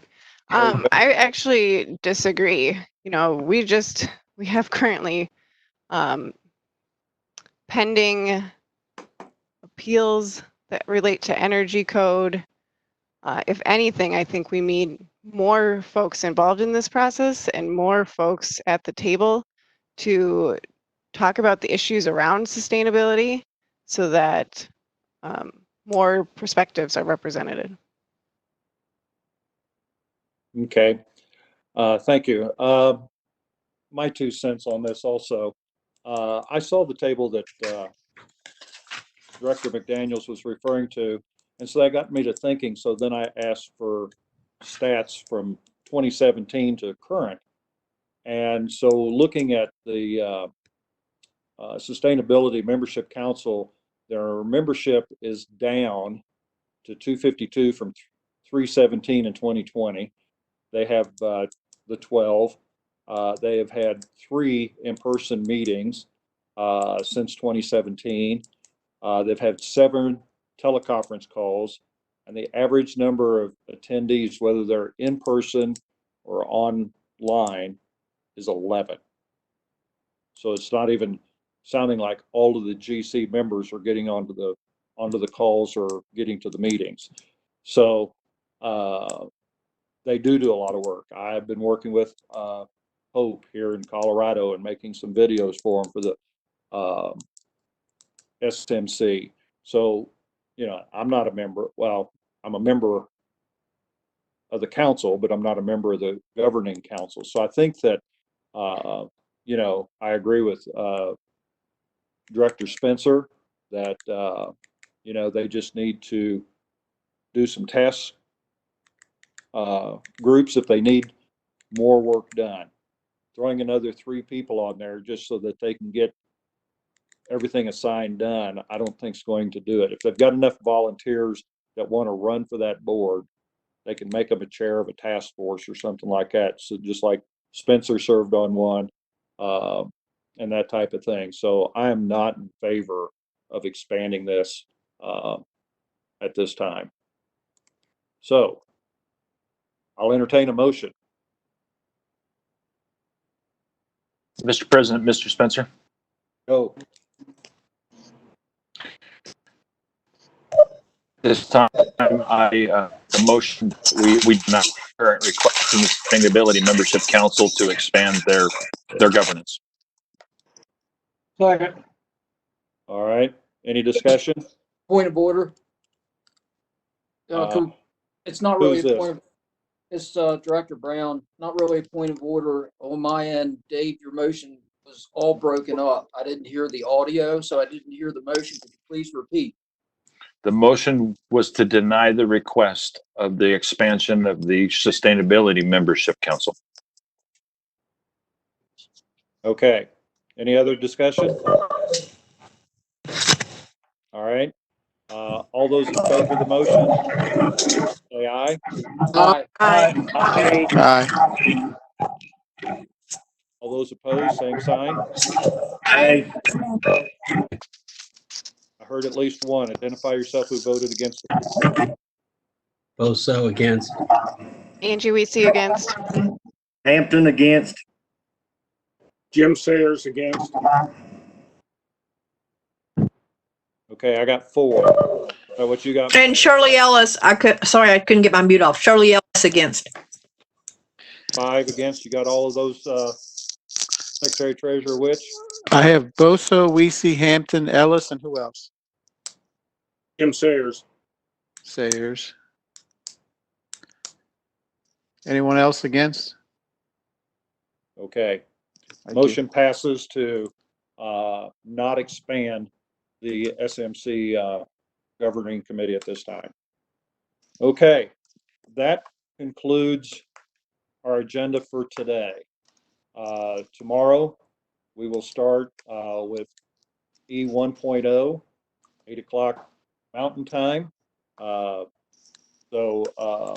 At this time, I would entertain a motion to recess until tomorrow.